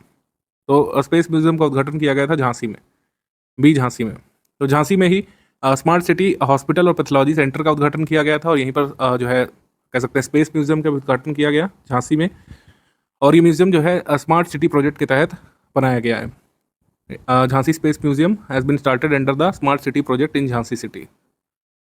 निम्नलिखित कथनों पर विचार करना है। उत्तर प्रदेश सरकार ने 10,000 से 25,000 तक के मूल्य वाले भौतिक स्टाम्प यानी फिजिकल स्टाम्प पेपर है, इनको बंद करने का निर्णय लिया है। इसमें लिमिट निर्धारित की गई थी, या तो इनको यूज़ कर सकते हैं स्टाम्प विक्रेता, या तो इनको वापस कर सकते हैं 31 मई तक। ये थोड़ा गलत लिखा हुआ है। 31 मार्च तक की डेडलाइन दी गई थी कि ओल्ड स्टाम्प को या तो यूज़ कर लें या तो उसको रिटर्न कर लें। अब स्टाम्प जो है ई स्टाम्प चलते हैं उत्तर प्रदेश में, फिजिकल स्टाम्प नहीं चलते हैं, ई स्टाम्प चलते हैं। ई स्टाम्प जैसे पहले मान लीजिए रजिस्ट्री करानी है आपको, आपने स्टाम्प शुल्क जमा किया 5 लाख, तो 5-5 हज़ार के 100-200 स्टाम्प छप जाते थे। वैसा नहीं है, एक पेपर पर जो है सारी चीज़ें हो जाती हैं, उसको ई स्टाम्प बोलते हैं। जिसने मकान वगैरह हाल में उत्तर प्रदेश में लिया होगा किसी ने, किसी के मदर या फादर ने, तो उन्हें पता होगा। ठीक, तो यहाँ पर आंसर हो जाएगा फर्स्ट ओनली, वन ओनली। आगे 3 मार्च 2025 को उत्तर प्रदेश के किस जनपद में उद्यमिता जागरूकता कार्यशाला का आयोजन किया गया था? गोरखपुर में। ऑप्शन नंबर ए गोरखपुर में। इसका उद्घाटन मतलब ये आयोजन किसने किया था? Uttar Pradesh Khadi and village industries board ने। कौन सा कथन रॉन्ग है? वाराणसी के डोमरी में वन क्षेत्र बसाने का फैसला किया गया है उत्तर प्रदेश सरकार के द्वारा। वाराणसी नगर निगम के डोमरी गांव के 350 बीघा जमीन पर वन क्षेत्र विकसित किया जाएगा, ये करेक्ट है। इसके बाद उत्तर प्रदेश रोजगार मिशन स्थापित करने की घोषणा की उत्तर प्रदेश सरकार ने, जिसके तहत कैंडिडेट्स में स्किल की क्वालिटी में सुधार किया जाएगा, ये भी सही है। हमारा आंसर इसमें हो जाएगा डी। दोनों ही करेक्ट है, इनकरेक्ट नहीं है, उपरोक्त में से कोई भी गलत नहीं है। मार्च 2025 में निम्नलिखित में से कहां पर डॉक्टर डिजिटल क्लिनिक की शुरुआत की गई थी? डॉक्टर डिजिटल क्लिनिक की जो है सीतापुर से शुरू किया गया था 1 मार्च 2025 में, सीतापुर से। इसको ग्राम पंचायत लेवल पर जो है लागू किया जा रहा है डॉक्टर डिजिटल क्लिनिक को। ऑब्डू ग्रुप के साथ इन्होंने समझौता किया है उत्तर प्रदेश सरकार ने इसको इम्प्लीमेंट करने के लिए। मार्च 2025 में उत्तर प्रदेश सरकार ने निम्न में से किस स्थान पर रामायण आधारित थीम पर एक पार्क को स्थापित करने की घोषणा की है? गाजियाबाद विकास प्राधिकरण ने रामायण पार्क, संस्कृति दर्शन पार्क और ग्रीनवुड पार्क की थीम पर कई सारे पार्क के निर्माण करने की शुरुआत कर दी है। तो गाजियाबाद ने रामायण थीम पार्क यहाँ पर स्टैब्लिश करने का निर्णय लिया था, बी। उत्तर प्रदेश में अभी 3 रीजनल रूरल बैंक्स को मर्ज करके एक क्षेत्रीय ग्रामीण बैंक बनाया गया है। इसका मुख्यालय लखनऊ में होगा, ये सही है। इसका नाम भी जरूर ध्यान रखिएगा, मुख्यालय लखनऊ में होगा और इस बैंक को कहा जाएगा उत्तर प्रदेश ग्रामीण बैंक। 3 बैंकों को मर्ज करके एक नया आरआरबी बनाया गया, उत्तर प्रदेश ग्रामीण बैंक। 3 बैंक जो मर्ज किए गए वो कौन कौन से हैं? एक जो है बड़ौदा यूपी बैंक, एक आर्यावर्त बैंक और एक प्रथमा बैंक। ये आरआरबीस उत्तर प्रदेश में फंक्शन कर रहे थे, इनको मर्ज करके एक ही बैंक बना दिया गया है जिसका नाम रहेगा उत्तर प्रदेश ग्रामीण बैंक। ठीक है, हमारा आंसर इसमें हो जाएगा C, 1 and 2 both correct. C 1 and 2 both correct. 1 March 2025 को कौशल एवं उद्यमिता मंत्रालय द्वारा महिला उद्यमिता पार्क स्वावलंबनी की शुरुआत कहाँ से की गई थी? मेरठ से। मेरठ से। ए कौन सा कथन रॉन्ग है? उत्तर प्रदेश सरकार ने 1.86 करोड़ परिवारों को मुफ्त गैस सिलेंडर के लिए 1890 करोड़ रुपए की सब्सिडी जारी की थी, ये सही है। सेकंड स्टेटमेंट है कि मुख्यमंत्री योगी जी ने प्रयागराज में शारदा केयर हेल्थ सिटी का लोकार्पण किया था, ये रॉन्ग है क्योंकि शारदा केयर हेल्थ सिटी का लोकार्पण किया गया था नोएडा में। Noida, Sharda care health city Noida में। हमारा आंसर हो जाएगा only 2 incorrect, only 2। Uttar Pradesh के किस जिले में भारत की पहली फिल्म यूनिवर्सिटी का निर्माण किया जा रहा है? ग्रेटर नोएडा में निर्माण किया जा रहा है, ऑप्शन नंबर बी यहाँ पे सही है, फिल्म यूनिवर्सिटी। उत्तर प्रदेश का पहला सेमी कंडक्टर पार्क कहाँ पे स्थापित किया जाएगा? First semi conductor park of Uttar Pradesh will be established इन नोएडा। नोएडा में बनेगा। उत्तर प्रदेश का पहले semi conductor park Noida international airport के पास स्थापित किया जाएगा, Yamuna expressway industrial development authority के रीजन में। ठीक है, नोएडा में खुलेगा उत्तर प्रदेश का पहला सेमी कंडक्टर पार्क। केंद्रीय श्रम एवं युवा मामलों के मंत्रालय को हेड करने वाले, खेलो युवा मामलों को मंत्रालय को हेड करने वाले मनसुख मंडाविया जी ने एसिक कर्मचारी राज्य बीमा निगम इनके अनुसार एसिक ने कर्मचारी राज्य बीमा योजना के तहत कितने अतिरिक्त जिलों को अधिसूचित करके उत्तर प्रदेश में अपना कवरेज बढ़ाया है? तो एम्प्लॉय स्टेट इंश्योरेंस स्कीम को 15 और जिलों में एक्सटेंड किया गया उत्तर प्रदेश में, ऑप्शन नंबर सी यहाँ पे सही है। उत्तर प्रदेश स्पेशल करंट अफेयर हम लोग डिस्कस करेंगे अप्रैल मंथ 2025 का। अप्रैल 2025 का Uttar Pradesh special current affair bilingual format में हम लोग डिस्कस करने वाले हैं। हमारे कोर्सेज चल रहे हैं यूपीपीएससी अपर प्रीलिम्स और मेंस एग्जाम के लिए, यूपीपीएससी आरओ के री एग्जाम के लिए, प्रीलिम्स के लिए क्रैश कोर्स चल रहा है। आप इन गिवन नंबर्स पर किसी भी एक में व्हाट्सएप मैसेज करके अधिक जानकारी प्राप्त कर सकते हैं। एग्रीमेंट सेक्शन पे आ जाते हैं। एग्रीमेंट नेशनल स्टॉक एक्सचेंज और उत्तर प्रदेश सरकार के बीच यहाँ पर हुआ है। उत्तर प्रदेश में करीब 96 लाख सूक्ष्म, लघु और मध्यम उद्यम हैं। इनके वित्तीय अवसरों को बढ़ाने के लिए एनएसई और उत्तर प्रदेश सरकार ने समझौता किया है। रजिस्टर्ड एमएसएमईज की संख्या के मामले में टॉप पर है यहाँ पर उत्तर प्रदेश, ये भी पता होना चाहिए आपको। जितने भी रजिस्टर्ड एमएसएमईज हैं भारत में, उसमें सबसे पहला स्थान है उत्तर प्रदेश का नंबर के मामले में। सर्वाधिक संख्या में एमएसएमईज, सूक्ष्म, लघु, मध्यम उद्यम ये काम करते हैं उत्तर प्रदेश के भीतर। एमओयू यूपीसीडा और आईआईटी बीएचयू के बीच हुआ था। आईआईटी बीएचयू के साथ यूपीसीडा इसलिए साथ आया है क्योंकि उत्तर प्रदेश में फार्मास्यूटिकल इंडस्ट्री को मजबूत करना है। हमारे एग्जाम में हो सकता है ये कुछ भी ना पूछे, आपसे सिंपल पूछ लेंगे कि फार्मास्यूटिकल पार्क कहाँ पर बन रहा है उत्तर प्रदेश में। तो उत्तर प्रदेश में फार्मास्यूटिकल पार्क बनाया जा रहा है, मतलब इसके लिए लैंड वगैरह खरीद रहा है यूपीसीडा। ये बनाया जा रहा है ललितपुर बुंदेलखंड में। ललितपुर में फार्मा पार्क या फार्मास्यूटिकल पार्क बनाया जाएगा, ध्यान रखिएगा। यूपी एग्री सर्विसेज का पेपर हुआ था, इसमें कुछ जीएस के प्रश्न आए थे लास्ट ईयर अगस्त में। उत्तर प्रदेश में औषधि पार्क कहाँ पर बनने जा रहा है? इन्होंने लखनऊ सही उत्तर माना था, जो कि बिल्कुल गलत है। ये ललितपुर में ही बनने जा रहा है। ललितपुर ऑप्शन में नहीं दिया था, पिछली बार भी मैंने प्रूव दिया था कि फार्मास्यूटिकल पार्क जो है और एक बल्क ड्रग पार्क, इसकी बात कहाँ पे चल रही है? ललितपुर में। तो अगर बल्क ड्रग पार्क पूछ लें, बल्क ड्रग पार्क ये कहाँ पर बनेगा? ललितपुर में। फार्मास्यूटिकल पार्क पूछ लें कहाँ पर बन रहा है या प्रक्रिया कहाँ पर चल रही है? ललितपुर में ही। अपॉइंटमेंट सेक्शन पर आ जाते हैं। न्यायमूर्ति अजय कुमार श्रीवास्तव उत्तर प्रदेश राज्य उपभोक्ता विवाद प्रतितोष आयोग के अध्यक्ष बने, यानी कि new chairperson of Uttar Pradesh state consumer dispute redressal commission के कह सकते हैं चेयरपर्सन बने। Chairperson of Uttar Pradesh state consumer dispute redressal commission. इनका कार्यकाल 4 वर्ष के लिए होगा, 4 ईयर्स, और 67 साल तक या ये आयु प्राप्त कर लें, कोई भी जो पहले हो जाए कंडीशन, उस तक इनका कार्यकाल रहेगा। यानी 4 साल तक रहेगा। 4 साल खत्म, कार्यकाल खत्म, या 4 साल पूरा होने से पहले ही 67 साल की आयु के हो गए तब कार्यकाल इनका खत्म हो जाएगा। अब आ जाएंगे अवार्ड्स एंड ऑनर्स पर। अवार्ड्स एंड ऑनर्स में यहाँ पर देख लेते हैं हम लोग स्कोच पुरस्कार में। स्कोच पुरस्कार में investigation, prosecution and conviction portal जो उत्तर प्रदेश पुलिस चलाती है, जो माफिया, पॉक्सो संबंधित, जो रेप संबंधित कई सारे जघन्य अपराध हैं उनकी कार्रवाई करने के लिए, दोषियों को पकड़ने के लिए, पकड़ने के बाद अदालती प्रक्रिया चलाने के लिए, जांच इन्वेस्टिगेशन के लिए एक पोर्टल उत्तर प्रदेश पुलिस ने बनाया है। ठीक है, इसको स्कोच ग्रुप द्वारा सम्मानित किया गया है। जांच, अभियोजन और दोष सिद्धि पोर्टल, पुलिस और सुरक्षा की श्रेणी में इस पोर्टल को सम्मानित किया गया है स्कोच अवार्ड्स में। तो ये उत्तर प्रदेश पुलिस का इनिशिएटिव है और इसको अवार्ड किया गया, तो हम इसको ध्यान रखेंगे। आगे आ जाते हैं उत्तर प्रदेश अनमोल रत्न पुरस्कार। तपस्या फाउंडेशन ट्रस्ट द्वारा दिए जाने वाला एक प्राइवेट पुरस्कार है। ठीक है, ये उत्तर प्रदेश सरकार का कोई विभाग नहीं देता है। ये अवार्ड किसको मिला है? निखिल सिंघल को। निखिल सिंघल फाउंडर हैं वाइगर मीडिया वर्ल्ड वाइड और अध्यक्ष या प्रेसिडेंट है नोएडा हाई राइज फाउंडेशन के। ठीक है, नोएडा हाई राइज फाउंडेशन के अध्यक्ष और वाइगर मीडिया वर्ल्ड वाइड के फाउंडर हैं। Outstanding contribution to the public relations industry, इसके लिए इनको पुरस्कृत किया गया तपस्या फाउंडेशन ट्रस्ट की तरफ से। आगे आ जाते हैं, बौद्धिक संपदा पुरस्कार या फिर intellectual property award, national intellectual property award. ये top Indian academic institute patents की श्रेणी में आईआईटी कानपुर को मिला था। आईआईटी कानपुर से यह पुरस्कार कलेक्ट किया था प्रोफेसर मनींद्र अग्रवाल ने, जो डायरेक्टर हैं आईआईटी कानपुर के। Commerce and industry minister Piyush Goyal द्वारा ये अवार्ड जो है भारत मंडपम न्यू दिल्ली में इनको दिया गया था मार्च 2025 में। इस अवार्ड के अलावा वीपो नेशनल अवार्ड फॉर वीपो यूजर्स ये भी मिला था आईआईटी कानपुर को। ठीक, तो आईआईटी कानपुर को नेशनल इंटेलेक्चुअल प्रॉपर्टी अवार्ड में top Indian academic institutes patents की कैटेगरी में सम्मानित किया गया है। आगे स्कीम्स कैंपेन कई सारे चर्चा में रहे थे अप्रैल मंथ 2025 में उत्तर प्रदेश में। तो अनंत नगर आवासीय योजना, अनंत नगर हाउसिंग स्कीम जो है ये एलडीए लागू कर रहा है, लखनऊ विकास प्राधिकरण द्वारा विकसित किया जा रहा है। अनंत नगर हाउसिंग स्कीम योगी आदित्यनाथ जी ने इसका शुभारंभ किया था।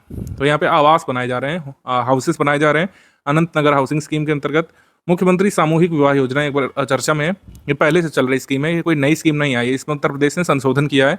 पहले बेटी के विवाह के लिए सामूहिक विवाह योजना में 51,000 रुपये की सहायता दी जाती थी उत्तर प्रदेश सरकार के द्वारा।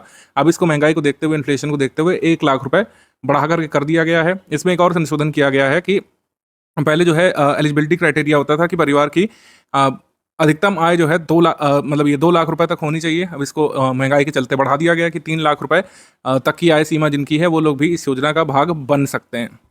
अब इसमें हमसे ये पूछ सकते हैं कि ये 1 लाख रुपए किस तरीके से मिलेंगे। 60,000 रुपये कन्या के बैंक खाते में ट्रांसफर होंगे, 25,000 रुपये कपड़े उपहार और आवश्यक सामान खरीदने हेतु मिलेंगे, 15,000 रुपये शादी के आयोजन पर होने वाले खर्च में लगा दिए जाएंगे। तो इस तरीके से 1 लाख रुपए की सहायता उत्तर प्रदेश सरकार देती है चीफ मिनिस्टर मास मैरिज स्कीम के अंतर्गत। अब इसमें एलिजिबिलिटी क्राइटेरिया मैंने लिख दिया है क्योंकि आजकल जो एग्जाम्स हो रहे हैं, जैसे आपने देखा था हाल के यूपी SSSC एग्जाम में उत्तर प्रदेश करंट अफेयर बहुत डिटेल में पूछा जा रहा है। तो योजना की पात्रता की शर्तें क्या है? पात्रता की शर्तें यहाँ पर मैंने लिख दी हैं कि parents of the girl should be native residents of Uttar Pradesh. जिस लड़की की शादी हो रही है उसके पेरेंट्स को उत्तर प्रदेश का स्थायी मूल निवासी होना चाहिए। कन्या या कन्या के अभिभावक निराश्रित, निर्धन या जरूरतमंद हो, 3 लाख रुपए वार्षिक आय अधिकतम, उससे ज़्यादा आय होगी तो नहीं मिलेगा स्कीम का लाभ। परित्यक्ता तलाकशुदा महिला, कानूनी रूप से तलाक हो गया हो तो पुनर्विवाह के लिए भी ये एलिजिबल होगी कन्या। अविवाहित हो या तलाकशुदा हो, कानूनी रूप से जो है अगर अलग हो चुके हैं पहले तो उसके विवाह के लिए भी राशि मिलेगी। जैसे एग्जाम में मान लो पूछ लें कि मुख्यमंत्री ये सामूहिक विवाह योजना है, इसमें परित्यक्ता या फिर तलाकशुदा महिलाएं उनको राशि नहीं मिलेगी, तो ऐसा नहीं है, उनको मिलेगी। विवाह हेतु निराश्रित कन्या, विधवा महिला की पुत्री, दिव्यांगजन अभिभावक की पुत्री, ऐसी कन्या जो स्वयं दिव्यांग हो उसको प्राथमिकता मिलेगी। मतलब अगर 100 लोगों ने अप्लाई किया है तो दिव्यांग लोगों को और ऐसे निराश्रित कन्या को, विधवा महिला को प्रायोरिटी बेसिस पर इस स्कीम का लाभ दिया जाएगा उत्तर प्रदेश सरकार के द्वारा। एलिजिबिलिटी क्राइटेरिया लिखा है, इसको अच्छे से देख लीजिएगा। इसके अलावा 1 डिस्ट्रिक्ट 1 प्रोडक्ट 2.0 नीति उत्तर प्रदेश सरकार ने लागू की है। इनका उद्देश्य एक जिला एक उत्पाद योजना जो है उसको आगे बढ़ाना। एक जिला एक उत्पाद योजना के तहत लाभार्थियों को ऋण दिया गया था पहले फेज में, तो जो लाभार्थी ऋण ले चुके हैं और ऋण चुका चुके हैं उनको सेकेंड बार इस फेज में ऋण दिए जाने की बात कही जा रही है, वो भी कम ब्याज पर। जैसे 1 डिस्ट्रिक्ट 1 प्रोडक्ट है, आप किसी भी जिले में उत्तर प्रदेश में कोई व्यापार करते हैं और उस जिले का जो 1 प्रोडक्ट है, जैसे हम अगर देखें औरैया का 1 डिस्ट्रिक्ट 1 प्रोडक्ट देसी घी है, फूड प्रोसेसिंग में देसी घी, तो कोई भी देसी घी का उद्योग मान लीजिए औरैया में लगाता है तो सरकार इसमें पैकेजिंग के लिए हेल्प करेगी, घी की मार्केटिंग के लिए, क्वालिटी इंप्रूवमेंट के लिए, और कई बार अगर आपको बिजनेस आगे बढ़ाना है तो उसके लिए लोन का भी कंपोनेंट है। तो 1 डिस्ट्रिक्ट 1 प्रोडक्ट नीति उत्तर प्रदेश सरकार की इस तरीके से चलेगी।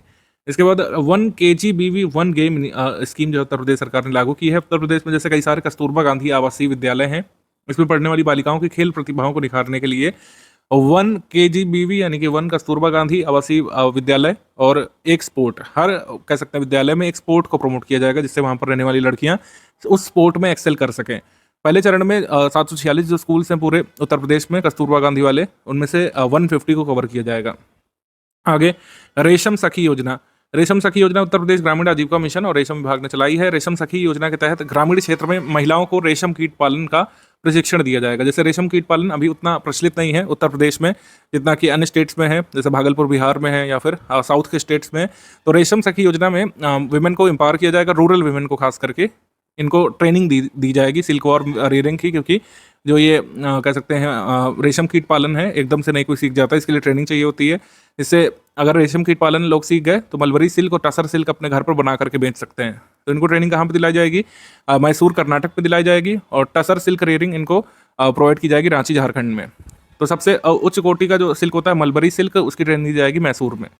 मैसूर में ट्रेनिंग दी जाएगी क्योंकि सेंट्रल सेरिकल्चर रिसर्च और ट्रेनिंग इंस्टीट्यूट वहीं पर है। सेंट्रल सिल्क बोर्ड का भी हेडक्वार्टर वहीं पर है। आगे मथुरा हेरिटेज कॉरिडोर परियोजना, इसका भी अनाउंसमेंट हुआ है। Yamuna express way industrial development authority इसको बनाने की बात आगे बढ़ा रही है। यमुना एक्सप्रेस वे से बांके बिहारी मंदिर को इसमें कनेक्ट किया जाएगा। 6 किलोमीटर का मिनी लिंक एक्सप्रेस वे इस पर बनाया जाएगा। भगवान कृष्ण की जन्मभूमि मथुरा में हेरिटेज कॉरिडोर बनाए जाने का फैसला किया गया है, अयोध्या और काशी की तर्ज पे। क्षेत्रीय पर्यटन को बढ़ावा देना है, कनेक्टिविटी को बेसिकली इंप्रूव करना है कि आप डायरेक्टली जो है यमुना एक्सप्रेसवे से बांके बिहारी मंदिर की तरफ जा सकें बिना मतलब कह सकते हैं सिटी में एंटर किए हुए और जाम में फंसे हुए। इसके बाद केंद्र सरकार की योजनाएं जो उत्तर प्रदेश से कंसर्न रखती हैं कहीं ना कहीं, जैसे प्रधानमंत्री सूक्ष्म खाद्य उद्योग उन्नयन योजना, जिसको प्रधानमंत्री formalisation of micro food processing clusters बोलते हैं, micro food processing enterprises scheme basically बोलते हैं। तो इसका क्रियान्वयन देश भर में किया जा रहा है। इसके क्रियान्वयन में देश में प्रथम स्थान पर है उत्तर प्रदेश। इसके इम्प्लीमेंटेशन में फर्स्ट पोजीशन यहाँ पर हासिल की है उत्तर प्रदेश स्टेट ने। PMFME basically credit linked subsidy scheme है। क्रेडिट लिंक्ड सब्सिडी स्कीम यानी कि आपको उद्योग लगाने के लिए सरकार से लोन मिलता है और उसको सब्सिडाइज किया जाता है। तो लोन अप्रूवल में यहाँ पर पहले स्थान पर है उत्तर प्रदेश की। 101 दिन एवरेज लगते हैं इस स्कीम के तहत माइक्रो एंटरप्रेन्योर्स को लोन प्राप्त करने में। अन्य राज्यों में जैसे 110 दिन लगते हैं, बिहार में 190 दिन करीब लग जाते हैं, तेलंगाना में, उत्तर प्रदेश में 110 दिन में माफ कीजिएगा 101 दिन में लोन प्रोसेस कर दिया जाता है जो भी इस स्कीम के लाभार्थी हैं उनको। ठीक है, इस योजना को आत्मनिर्भर अभियान के तहत वर्ष 2020 में शुरू किया गया था, इसको एक्सटेंड भी कर दिया गया है अब। इस स्कीम को इम्प्लीमेंट कौन करता है ध्यान रखिएगा, ministry of food processing industries, Bharat सरकार की मिनिस्ट्री। आगे बढ़ते हैं हम लोग। पीएम कुसुम और पीएम सूर्य घर मुफ्त बिजली योजना, ये काफ़ी चर्चा में थे इस साल।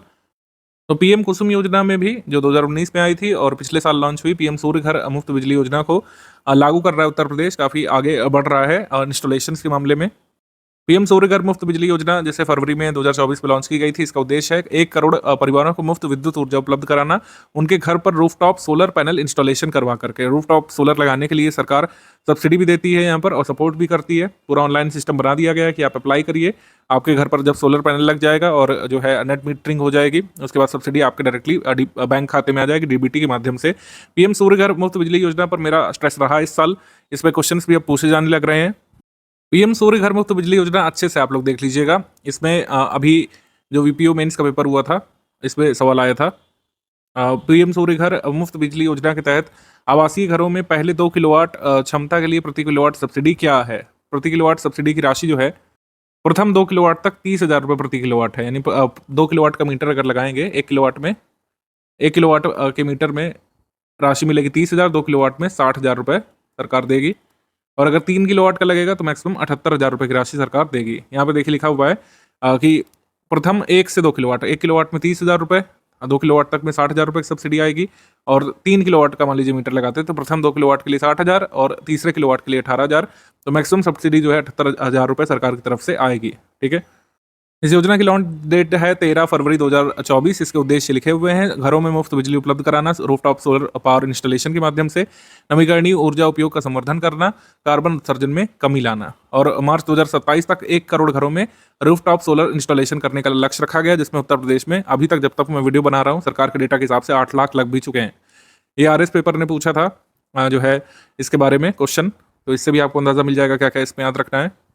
इस वजह से पूछा गया है कि इस योजना के तहत हर माह 300 यूनिट तक फ्री बिजली उपलब्ध कराने के लिए 1 करोड़ घरों में सौर संयंत्र स्टैब्लिश किए जाएंगे। ये सही है कथन। फिर इसमें पूछा गया था कि provision for 30% subsidy for the setting up rooftop solar power plant.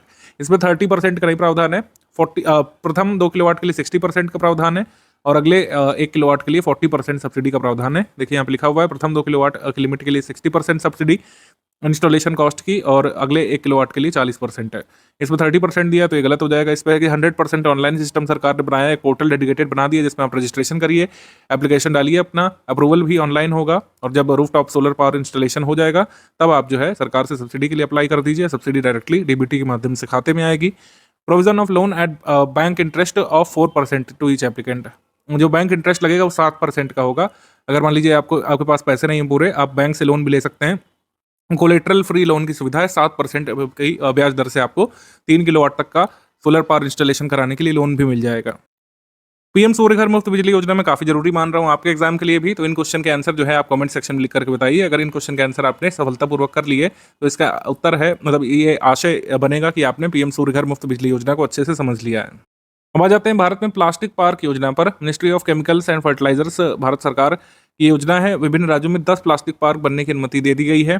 तो उत्तर प्रदेश के गोरखपुर में भी एक बनेगा, ये ध्यान रखिएगा कि प्लास्टिक पार्क योजना के तहत अब उत्तर प्रदेश में प्लास्टिक पार्क कहाँ पर बनेगा? गोरखपुर में। ठीक है। इस योजना का उद्देश्य डाउनस्ट्रीम प्लास्टिक प्रसंस्करण उद्योग की क्षमताओं को समेकित करना, समन्वित करना है। ठीक है। रोजगार के संसाधन बढ़ाने हैं। प्रति परियोजना हर एक जो प्लास्टिक पार्क बनेगा उसमें 40 करोड़ रुपए की सीमा के अंतर्गत जो है ग्रांट प्रदान करेगी सेंट्रल गवर्नमेंट। आगे है ऑबिचुरी सेक्शन। ऑबिचुरी में सबसे इंपॉर्टेंट ऑबिचुरी एक कलाकार की है। कथक कलाकार और कोरियोग्राफर कुमुदनी लाखिया, जिनको कुमी बेन कहा जाता था, ये नहीं रही हैं। 94 वर्ष की आयु में अहमदाबाद में इनका निधन हुआ है।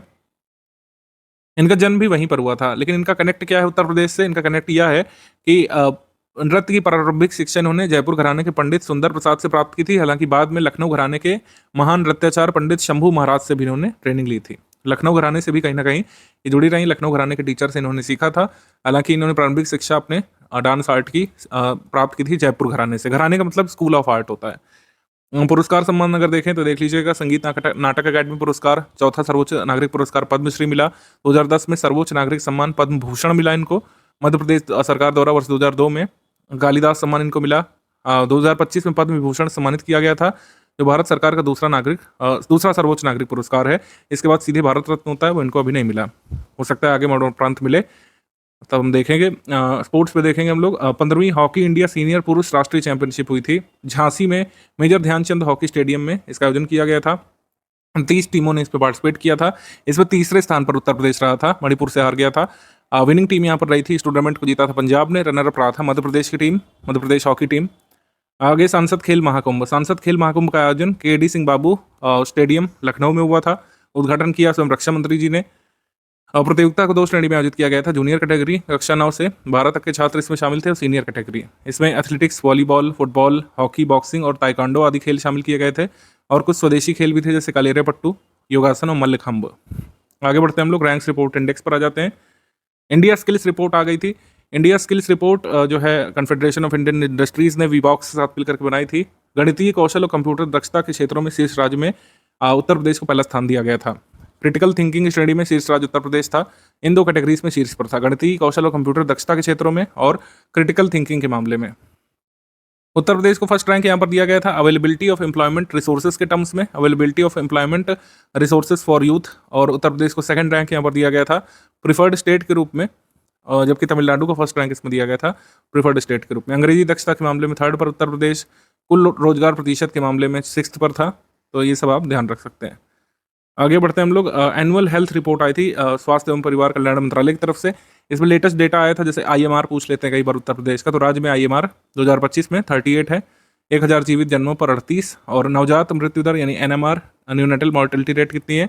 1000 पर 28। राष्ट्रीय औसत IMR 28 है और NMR 20 से थोड़ा ज़्यादा ही पाया गया है। उत्तर प्रदेश का कह सकते हैं इन्फेंट मॉर्टेलिटी रेट और न्यूनेटल मॉर्टेलिटी रेट। रिपोर्ट में संस्थागत प्रसव के मामले में उत्तर प्रदेश को कम प्रदर्शन वाला राज्य बताया गया, यानी कि इंस्टीट्यूशनल डिलीवरी यहाँ पे कम होती है। 5 साल से कम उम्र के बच्चों में होने वाली मृत्यु के मामले में देश में दूसरे स्थान पर उत्तर प्रदेश को रखा गया है। तो जब भी क्रिटिकल एनालिसिस आपको करना उत्तर प्रदेश के हेल्थ केयर सिस्टम का, तो ये डेटा आप लोग लेटेस्ट वाला डाल सकते हैं अपने मेंस पेपर में भी। आ जाते हैं हम लोग MCQ सेक्शन पे। टेक कृति चर्चा में था। टेक कृति एक टेक्नोलॉजी और एंटरप्रेन्योरशिप फेस्टिवल था। एशिया का सबसे बड़ा फेस्टिवल इसको बताया गया था मीडिया में। ये कानपुर उत्तर प्रदेश में हुआ था। बेसिकली कहाँ पे? IIT कानपुर में। इसको इनॉग्रेट किया था CDS जनरल अनिल चौहान ने। तो फर्स्ट यहाँ पर सही है, सेकंड यहाँ पे सही है। The festival was based on the theme everything flows, ये भी सही है। हमारा आंसर इसमें सही हो जाएगा D। कोई भी स्टेटमेंट इनकरेक्ट नहीं है, तीनों स्टेटमेंट करेक्ट है। टेक कृति फेस्टिवल मनाने की शुरुआत IIT कानपुर ने 1995 में की थी। आगे बढ़ते हैं हम लोग। उत्तर प्रदेश के किस टाइगर रिजर्व में एक दुर्लभ सांप अहतुल्ला लॉन्गरोस्ट्रिस लंबी थूथन वाला बेल सांप खोजा गया था? लॉन्ग स्नाउटेड वाइन स्नेक, ये खोजा गया था दुधवा टाइगर रिजर्व में। Option number A, Dudhwa tiger reserve में खोजा गया था। इससे पहला ऐसा सांप केवल वाल्मीकि टाइगर रिजर्व में देखा गया था, जो वेस्ट चंपारण बिहार में पड़ता है। आगे हमारा क्वेश्चन है, भारत नेपाल साहित्य महोत्सव के बारे में निम्नलिखित कथनों पर विचार करना है। पहला कथन है कि इसका आयोजन 3 से 5 अप्रैल को उत्तर प्रदेश के नोएडा में किया गया था। ये रॉन्ग है। इसका आयोजन डेट भी गलत दिया है और स्थान भी उत्तर प्रदेश के वृंदावन मथुरा में 21 से 23 मार्च को इंडिया नेपाल लिटरेचर फेस्टिवल का आयोजन किया गया था। इस महोत्सव को उत्तर प्रदेश ब्रज तीर्थ विकास परिषद की सहयोगी संस्था गीता शोध संस्थान और क्रांति धरा साहित्य अकादमी मेरठ द्वारा आयोजित किया गया था। ये सही। इसका ऑब्जेक्टिव है लिटरेरी और कल्चरल रिलेशन जो इंडिया और नेपाल के बीच है उसको आगे बढ़ाया जाए, उसको मजबूत किया जाए। ये सही है। हमारा आंसर इसमें सही हो जाएगा बी। 2 और 3 करेक्ट, केवल 2 और 3। आगे प्रश्न है, अप्रैल 2025 में प्रधानमंत्री मोदी जी ने किस देश के राजा को सारनाथ शैली में निर्मित ध्यान मुद्रा में पीतल की बुद्ध प्रतिमा भेंट की थी?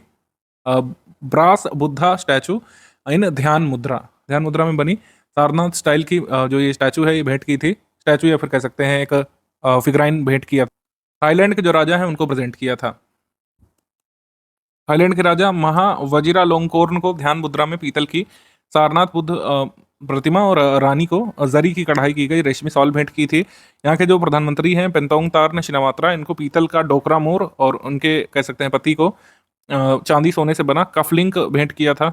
और थाक्सिन सिनावात्रा जो पूर्व प्रधानमंत्री थे उनको इन्होंने क्या भेंट किया? ब्रास अर्ली यानी कि पीतल से निर्मित एक दिया मोर और कह सकते हैं डिजाइन बना हुआ दिया पात्र इनको भेंट किया था।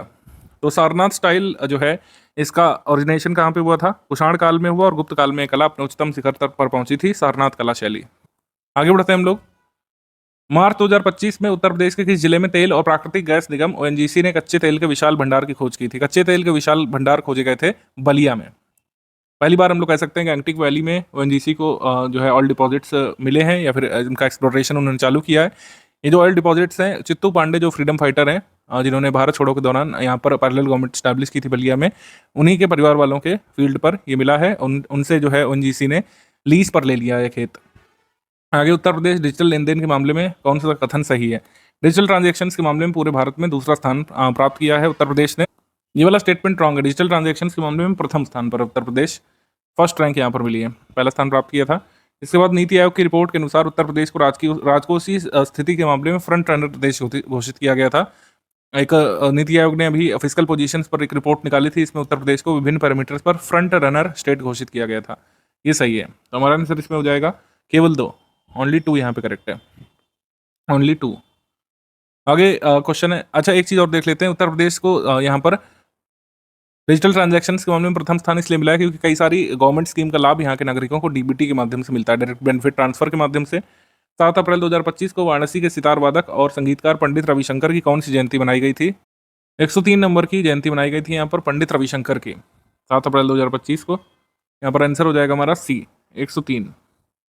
कई सारे अवार्ड इनको मिले हैं। 7 अप्रैल 1920 को इनका जन्म हुआ था। संगीत नाटक अकादमी पुरस्कार 1962 में, पद्म भूषण, कंसर्ट फॉर बांग्लादेश के एल्बम ऑफ द ईयर का पुरस्कार, पद्म विभूषण, कालिदास सम्मान। इनको भारत रत्न कब मिला था? 1999 में, ये जरूर ध्यान रख सकते हैं। आगे हम लोग बढ़ते हैं। System for preventing theft of vehicle, system for preventing theft of vehicle, इस सिस्टम डेवलप किया गया था Shishpal Singh, assistant professor department of computer science, sector 39 में जो गवर्नमेंट कॉलेज है वहाँ पर इन्होंने एक कह सकते हैं एंटी थेफ्ट सिस्टम डेवलप किया। ये सही है। इसको, इस उपकरण को अगर आप अपने कह सकते हैं व्हीकल में लगा देंगे तो उस खोए हुए व्हीकल को या चोरी किए गए वाहन को ट्रैक करने में हेल्प मिलेगी। हमारा आंसर इसमें सही हो जाएगा सी, 1 and 2 बोथ करेक्ट, सी। 4 अप्रैल 2025 को उत्तर प्रदेश के मुख्यमंत्री जी ने किस जिले में रोहिन नदी पर बने बहुप्रतीक्षित बैराज का लोकार्पण किया? काफी दिन से ये बैराज बन रहा था, इसका लोकार्पण फाइनली कर दिया गया है महाराजगंज में योगी आदित्यनाथ जी के द्वारा। सी यहाँ पर सही है, महाराजगंज। इसमें डायरेक्ट इरिगेशन मिलेगा 7000 एकड़ की कल्टिवेबल लैंड को, 86 मीटर करीब लंबा ये है बैराज, रोहिन रिवर पर बनाया गया है महाराजगंज में। आगे हम लोग बढ़ते हैं। जीरो पॉवर्टी प्रोग्राम जो अनाउंस किया गया था अप्रैल में उत्तर प्रदेश सरकार के द्वारा, उसके बारे में कौन सा स्टेटमेंट इनकरेक्ट है ये पूछा है। पहला स्टेटमेंट ये कह रहा है कि योगी आदित्यनाथ जी ने अनाउंस किया था कि जीरो पॉवर्टी कार्यक्रम ये महाराणा प्रताप के नाम पर रखेंगे, ये गलत है statement. Doctor BR Ambedkar ji के नाम पर जीरो पॉवर्टी इनिशिएटिव चलाएगा उत्तर प्रदेश। राज्य के सभी वंचितों को बुनियादी सुविधाएं और कल्याणकारी योजनाएं प्रदान करने का उद्देश्य है और पॉवर्टी की स्थिति से बाहर लाना कुल मिलाकर उद्देश्य है। तो सेकंड तो सही है स्टेटमेंट, आंसर सही हो जाएगा इसमें। ओनली वन इनकरेक्ट है, वही पूछा है हमसे, ओनली 1। इसको BR अम्बेडकर जी के नाम पर चलाया जाएगा अम्बेडकर जयंती के अवसर पर इसको अनाउंस किया गया था। पहले चरण में 14 से 15 लाख परिवार तक पहुंचने का लक्ष्य रखा गया उत्तर प्रदेश सरकार के द्वारा, और ग्राम पंचायत लेवल पर इसको इम्प्लीमेंट किया जाएगा। जैसे जैसे और डिटेल इसके बारे में आएगी हम लोग इसको बताएंगे, क्योंकि पॉवर्टी एक इंपॉर्टेंट टॉपिक है यूपीपीएससी का, और उत्तर प्रदेश में कोई पॉवर्टी हटाने संबंधित इनिशिएटिव चल रहा है तो वो तो बहुत जरूरी है ही। 1 अप्रैल 2025 को उत्तर प्रदेश अग्निशमन विभाग को किस राज्य सरकार द्वारा सम्मानित किया गया था? उत्तर प्रदेश के फायर डिपार्टमेंट को गोवा की सरकार द्वारा सम्मानित किया गया था। ये फेलिसिटेशन सेरेमनी हुई थी फायर एंड इमरजेंसी सर्विसेज की गोवा में, पणजी में। उत्तर प्रदेश अग्निशमन विभाग को महाकुंभ 2025 में प्रयागराज में उत्कृष्ट अग्निशमन और आपदा प्रबंधन सेवाओं के लिए ये रिकॉग्निशन मिला था गोवा सरकार से। ऑप्शन नंबर बी यहाँ पे सही है। प्रश्न निम्नलिखित में से किस नगर में उत्तर प्रदेश का पहला अपशिष्ट से सीएनजी प्लांट स्थापित किया जा रहा है? अपशिष्ट से सीएनजी निर्मित करने वाला प्लांट बनाया जा रहा है प्रयागराज में। Waste to CNG plant Prayagraj में बनेगा, उत्तर प्रदेश का पहला होगा और देश का दूसरा होगा।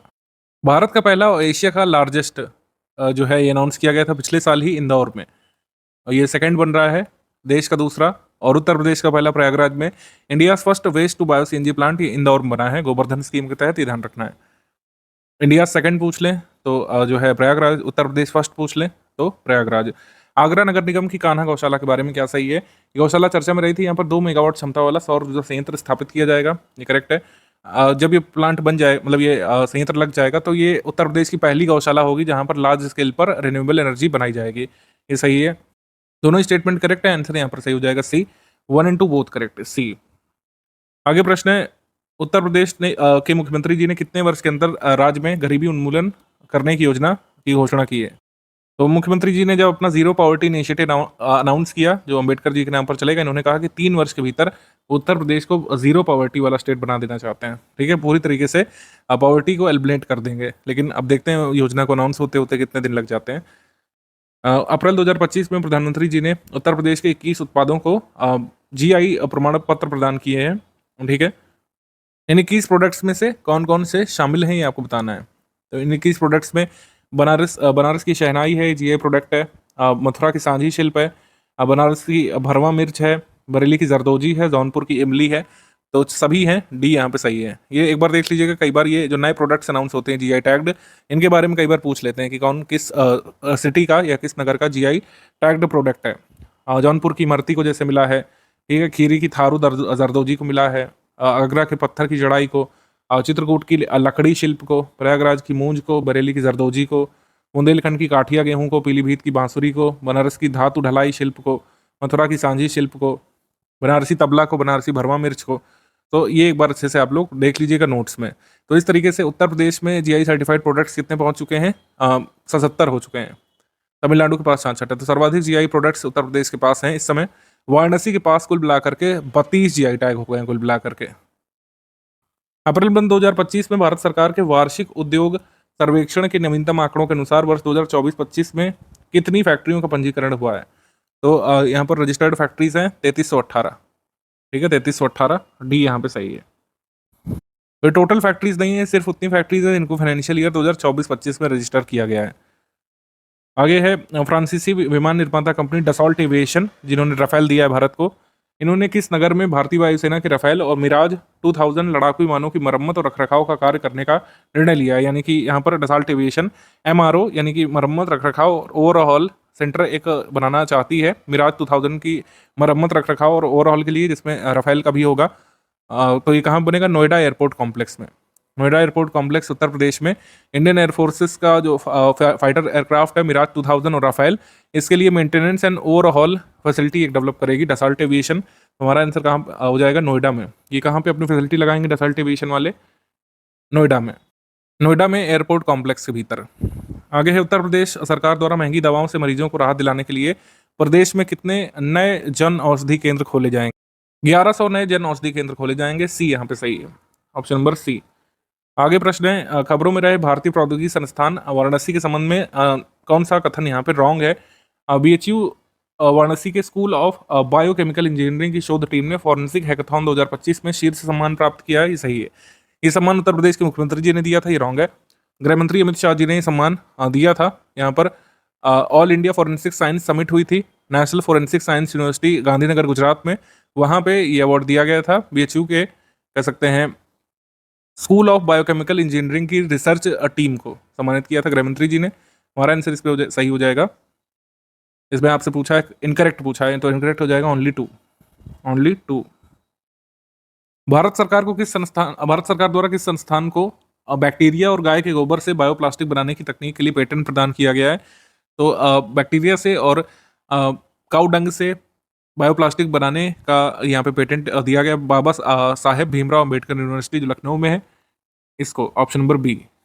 उत्तर प्रदेश सरकार ने राज्य में इको टूरिज्म को बढ़ावा देने के लिए 7 जिलों के बांधों जलाशयों को पर्यटन स्थलों के रूप में विकसित करने का फैसला किया है। कौन सा एक जिला इन 7 स्थानों में शामिल नहीं है? तो चंदौली नहीं शामिल है, बाकी सब जगह डैम्स हैं। सोनभद्र में, बांदा में, महोबा में इनको टूरिज्म हब के रूप में बनाया जाएगा या फिर टूरिस्ट डेस्टिनेशन के रूप में डेवलप किया जाएगा। कौन कौन से बांध हैं? जैसे गुंटा डैम जो है ये चित्रकूट में, अर्जुन डैम जो महोबा में है, धंधरौल गढ़मऊ लेक जो झांसी में है, मझौली सागर तो सिद्धार्थनगर में है, नवाब टैंक जो बांदा में है। इनको इको टूरिज्म के डेस्टिनेशंस के रूप में उत्तर प्रदेश सरकार प्रमोट करने वाली है।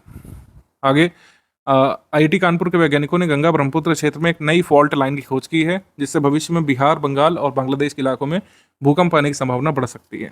ये करेक्ट है। उत्तर प्रदेश सरकार के अनुसार पिछले 10 वर्षों में राज्य में सौर ऊर्जा उत्पादन में 8 गुना वृद्धि हुई है। ये गलत है, पिछले 8 वर्षों में 10 गुना वृद्धि हुई है। ये सरकार का एस्टिमेट है कि सोलर एनर्जी प्रोडक्शन स्टेट में 10 टाइम्स बढ़ गया है पिछले 8 सालों में। तुम्हारा आंसर क्या हो जाएगा इसमें? ओनली 1। हमारा आंसर इसमें हो जाएगा ओनली 1 करेक्ट। उत्तर प्रदेश सरकार का टारगेट है 2026-27 तक सौर ऊर्जा के उत्पादन को 22,000 मेगावाट तक पहुंचा देना है, 22,000 MW। आगे क्वेश्चन है कि अप्रैल 2025 में वित्त मंत्रालय ने उत्तर प्रदेश के 3 प्रमुख ग्रामीण बैंकों के विलय की घोषणा की थी। कौन सा बैंक इस विलय में शामिल नहीं है? तो 3 बैंकों को विलय किया गया था। वो 3 है बड़ौदा यूपी ग्रामीण बैंक, प्रथमा यूपी ग्रामीण बैंक और आर्यवर्त ग्रामीण बैंक। इन सभी को मर्ज करके एक नया बैंक बना दिया गया है जिसका नाम है उत्तर प्रदेश ग्रामीण बैंक। उत्तर प्रदेश ग्रामीण बैंक बना दिया गया है। आप हमको एक कमेंट करके बताइए, मैंने आपको मंथली करंट अफेयर पढ़ाते समय बताया था कि कौन सी वो कमेटी है जिसने रीजनल रूरल बैंक्स के मर्जर की सिफारिश की थी, और वो समिति की कब अस्तित्व में आई थी, कब उसने रिपोर्ट सबमिट की थी, ये बता सकते हैं। कौन सा कथन यहाँ पे गलत है? भारत के मुख्य न्यायाधीश संजीव खन्ना ने उत्तर प्रदेश सरकार की सामान्य नागरिक मामलों को आपराधिक मामलों में बदलने की बढ़ती प्रवृत्ति को लेकर आलोचना की थी। मतलब उत्तर प्रदेश पुलिस को कहा था कि जहाँ पर सिविल केस दर्ज करना चाहिए वहाँ पर आप क्रिमिनल केस क्यों दर्ज कर रहे हैं। ये करेक्ट है। उसके बाद Uttar Pradesh has the largest share of waqf properties accounting for 27% of the national total. जितने भी वक्फ प्रॉपर्टीज हैं उसका 27% भाग उत्तर प्रदेश में है। दोनों ही स्टेटमेंट करेक्ट है, तो हमारा आंसर इसमें सही हो जाएगा D, none of the above. उपरोक्त में से कोई भी गलत नहीं है। आगे उत्तर प्रदेश सरकार ने अमेरिका और चीन के बीच चल रहे टैरिफ युद्ध से उत्पन्न अवसरों का लाभ उठाते हुए 2030 तक अपने निर्यात को कितना गुना करने का लक्ष्य रखा है? यूपी ने टारगेट रखा है कि अपने जो कह सकते हैं एक्सपोर्ट को 3 गुना कर लेंगे, 3 टाइम्स। हमारा आंसर सही हो जाएगा इसमें बी, 3 टाइम्स। आगे क्वेश्चन है अप्रैल 2025 में जारी वित्तीय वर्ष 2024-25 के आंकड़ों के अनुसार महात्मा गांधी राष्ट्रीय ग्रामीण रोजगार गारंटी अधिनियम मनरेगा के तहत 100 दिनों का रोजगार गारंटी देने के मामले में उत्तर प्रदेश राज्य किस स्थान पर है देश में? उत्तर प्रदेश पहले स्थान पर है। आंसर यहाँ पर सही हो जाएगा फर्स्ट, ए यहाँ पे सही है। और सेकंड पर कौन है? केरल। थर्ड पर आंध्र प्रदेश, फोर्थ पर राजस्थान। उत्तर प्रदेश में 1 अप्रैल 2025 से केंद्र सरकार ने मनरेगा श्रमिकों की दैनिक मजदूरी में बढ़ोतरी की थी। 217 रुपये से बढ़ा करके 252 रुपये इसको कर दिया था। आगे है उत्तर प्रदेश सरकार ने शैक्षिक सत्र 2025-26 से राज्य के मान्यता प्राप्त और अनुदानित मदरसों में से किस शिक्षा में एनसीईआरटी पाठ्यक्रम लागू किया है? स्टेट रिकॉग्नाइज्ड और एडेड मदरसास जो हैं उसमें क्लास नंबर 1, 2, 3 में, यानी कक्षा 1, दूसरी और तीसरी में एनसीईआरटी करिकुलम लागू किया गया है। डी यहाँ पे सही है। भारत में पहली बार साइबर कमांडो टीम का गठन किया गया था। 36 साइबर कमांडोज यहाँ पर बनाए गए थे। साइबर कमांडोज की टीम आईआईटी कानपुर ने बनाई थी यहाँ पर गृह मंत्रालय के निर्देश पर। जबकि सेकंड स्टेटमेंट कह रहा है कि डिफेंस मिनिस्टर राजनाथ सिंह जी के निर्देश पर टीम गठित की गई थी, गलत है। जो साइबर वाली चीज़ें जो हैं ये देखती है गृह मंत्रालय। तो गृह मंत्रालय के कहने पर आईआईटी कानपुर ने 36 साइबर कमांडोज या साइबर एक्सपर्ट की टीम बनाई थी यहाँ पे। इनका प्रशिक्षण आईआईटी कानपुर के Indian cyber crime coordination centre की मदद से किया गया था। ये सही है, तो हमारा आंसर इसमें सही हो जाएगा 1 and 3 ओनली, 1 and 3। गृह मंत्रालय के रिकमेंडेशन पर ये टीम बनाई गई थी साइबर कमांडोज की। आगे है उत्तर प्रदेश के निम्नलिखित में से किस संस्थान में सॉफ्टवेयर कंपनी इन्फोसिस द्वारा राज्य की पहली मॉडर्न मेकर्स लैब का निर्माण किया जा रहा है? Doctor APJ Abdul Kalam university Lucknow में फर्स्ट मॉडर्न मेकर्स लैब बनाया जा रहा है इन्फोसिस के द्वारा। डी यहाँ पे सही है। राज्य की पहली मॉडर्न मेकर्स लैब बनाई जा रही है इन्फोसिस के द्वारा, डी। आगे प्रश्न है, इथेनॉल उत्पादन के क्षेत्र में उत्तर प्रदेश किस स्थान पर है? इथेनॉल उत्पादन के क्षेत्र में उत्तर प्रदेश प्रथम स्थान पर है, याद रखना है। फर्स्ट जो है पोजीशन है। और एशिया का लार्जेस्ट इथेनॉल प्लांट जो है ये गोंडा डिस्ट्रिक्ट में सेटअप किया गया है। इथेनॉल प्रोडक्शन प्लांट और भी कहाँ पर है? पिपराइच शुगर मिल जो गोरखपुर में, वहाँ पर भी इथेनॉल का उत्पादन होता है। इथेनॉल उत्पादन के मामले में पहले स्थान पर है, क्वांटिटी के मामले में उत्तर प्रदेश फर्स्ट पर है। विकसित भारत युवा संसद महोत्सव के बारे में क्या यहाँ पर सही है?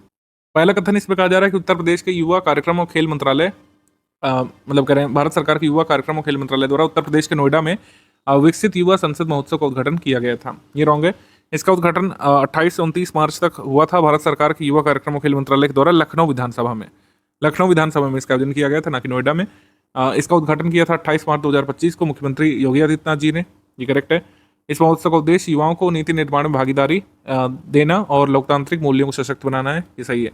हमारा आंसर सही हो जाएगा इसमें 2 और 3 यहाँ पे करेक्ट है। बी केवल 2 और 3। इस क्वेश्चन में गलत कथन का आपको चयन करना है। भारत के सर्वोच्च न्यायालय ने राष्ट्रीय पर्यावरण इंजीनियरिंग अनुसंधान संस्थान यानी कि नीरी को ताजमहल के निकट कांच निर्माण इकाइयों से होने वाली पर्यावरणीय प्रभावों की जांच करने और संभावित स्थानांतरण पर विचार करने के निर्देश दिए। यानी कि ग्लास मैन्युफैक्चरिंग यूनिट्स का इन्वायरमेंटल इम्पैक्ट क्या है, इसको स्टडी करके रिपोर्ट देनी है नीरी को। और साथ ही क्या इन ग्लास मैन्युफैक्चरिंग यूनिट्स को कहीं पर रिलोकेट किया जा सकता है, इसकी संभावना पर विचार करने के लिए कहा था। National environmental engineering research institute ये कहाँ पर है, ये आप कमेंट सेक्शन में लिख करके बताएंगे। ये प्रीवियस ईयर का क्वेश्चन भी एक हो सकता है। पहला स्टेटमेंट करेक्ट है इसमें। First consignment of 30 metric ton of GI tagged jaggery, Muzaffarnagar का जो जीआई टैग्ड गुड़ है वेस्टर्न उत्तर प्रदेश से बांग्लादेश को भेजा गया था, बांग्लादेश में एक्सपोर्ट करने के लिए भेजा गया था। ये सही है। इसके बाद 9 अप्रैल 2025 को पंचायती राज मंत्रालय द्वारा पंचायत उन्नति सूचकांक आया था, पंचायत एडवांसमेंट इंडेक्स आया था PAI। इसकी बेसलाइन रिपोर्ट में कहा गया था कि उत्तर प्रदेश में ज़्यादातर पंचायत जो है परफॉर्मर कैटेगरी में आई हैं। ये सही है। परफॉर्मर कैटेगरीज में उत्तर प्रदेश की कई सारी पंचायत आई हैं। सही है। तो हमारा आंसर इसमें सही हो जाएगा डी। कोई भी स्टेटमेंट इनकरेक्ट नहीं है, उपरोक्त में से कोई नहीं है। इस बार राज्यों को रैंक नहीं दिया गया, ध्यान रखिएगा। राज्यों को परफॉर्मर, अचीवर या फिर फ्रंट रनर या फिर कह सकते हैं बिगिनर, ये सब नहीं कहा गया है। पंचायतों को इंडिविजुअली रैंक दिया गया है। किस राज्य में किस कैटेगरी की कौन सी पंचायतें, इसके बारे में बताया गया था। जैसे बेटर परफॉर्मेंस मानक अचीव करने वाली पंचायतों के मामले में गुजरात यहाँ पे आगे, गुजरात में सर्वाधिक यहाँ पर परफॉर्मर पंचायतें, फिर महाराष्ट्र में, फिर तेलंगाना में, फिर मध्य प्रदेश में, उत्तर प्रदेश में 5th नंबर पर यहाँ पर परफॉर्मर पंचायतें। उत्तर प्रदेश में करीब 65 से 93 पंचायतों को परफॉर्मर का दर्जा दिया गया था। और एस्पायरिंग पंचायतों के मामले में टॉप पर यहाँ पर बिहार था। ठीक है, एस्पायरिंग पंचायतों के मामले में टॉप पर बिहार था। उत्तर प्रदेश के इस शहर में पहली बार प्लास्टिक कचड़े का उपयोग करके सड़कों का निर्माण किया जाएगा। इस शहर का नाम बताना है। रानी लक्ष्मीबाई का बचपन यहाँ पर गुजरा था। ये कानपुर है। ऑप्शन नंबर सी यहाँ पे सही है। सी कानपुर में जो है कह रहे हैं कि प्लास्टिक अपशिष्ट से सड़कों का निर्माण किया जाएगा। नगर निगम ने 20 सड़कों को आइडेंटिफाई किया है यहाँ पर प्लास्टिक का उपयोग करके यहाँ पर सड़क बनाई जाएगी। प्लास्टिक अपशिष्ट का यूज़ करके सड़क बनाई जाएगी कानपुर में। Model institute of driving training and research के बारे में कौन सा कथन सही है? उत्तर प्रदेश के परिवहन विभाग ने कहा है कि 9 जिलों में model institute of driving training and research की स्थापना की जाएगी। इसमें कहा गया कि मतलब ये लखनऊ, गोरखपुर, बलिया, आगरा, गौतम बुद्ध नगर, कानपुर नगर, झांसी और सहारनपुर और प्रयागराज सहित करीब 9 जिलों में IDTR की स्थापना करेंगे, यानी कि institute of driving training and research, जहाँ पर ड्राइविंग का प्रशिक्षण लोगों को कुल मिला करके दिया जाएगा। इसका उद्देश्य उत्तर प्रदेश में सड़क सुरक्षा को संस्थागत रूप देना और व्यावसायिक चालकों को आधुनिक प्रशिक्षण प्रदान करना है। बेसिकली कॉमर्शियल जो ड्राइवर्स हैं उनको ट्रेनिंग यहाँ पर दी जाएगी और ये सरकारी इंस्टीट्यूट होंगे। तीनों स्टेटमेंट यहाँ पर करेक्ट है। यहाँ पर ड्राइविंग ट्रेनिंग रिसर्च इंस्टीट्यूट के बारे में हमारा आंसर सही हो जाएगा इसमें डी। आंसर इसमें सही हो जाएगा डी। तीनों स्टेटमेंट करेक्ट हैं, डी। लास्ट क्वेश्चन इसमें देख लेते हैं। इसमें 2 स्टेटमेंट है, करेक्ट फाइंड करना है कि उत्तर प्रदेश गवर्नमेंट ने अनाउंस किया है कि 3304 सोलर पावर्ड शॉप्स चलाई जाएंगी राज्य में। ये करेक्ट है अनाउंसमेंट। कहा गया कि 826 ब्लॉक में प्रत्येक में 4 सोलर शॉप खोली जाएंगी। ये सही है। सौर ऊर्जा संचालित दुकानें यहाँ पे शुरू की जाएंगी और प्रत्येक ग्राम पंचायत में एक महिला को सूर्य सखी अपॉइंट किया जाएगा और 11,000 पर्यावरण सखियों का गठन किया जाएगा। बाकी सब ठीक है, लेकिन 11,000 पर्यावरण सखी का गठन नहीं होगा। 10,000 पर्यावरणीय सखियों का गठन किया जाएगा। सेकंड स्टेटमेंट यहाँ पे फ्लॉड है, रॉन्ग है। हमारा आंसर सही हो जाएगा इसमें ए, ओनली 1। प्रत्येक ग्राम पंचायत में एक सूर्य सखी जो है अपॉइंट की जाएगी, लेकिन पूरे राज्य में 10,000 पर्यावरणीय सखी जो हैं ये बनाई जाएंगी या अपॉइंट की जाएंगी। हमारा आंसर सही हो जाएगा इसमें ओनली 1।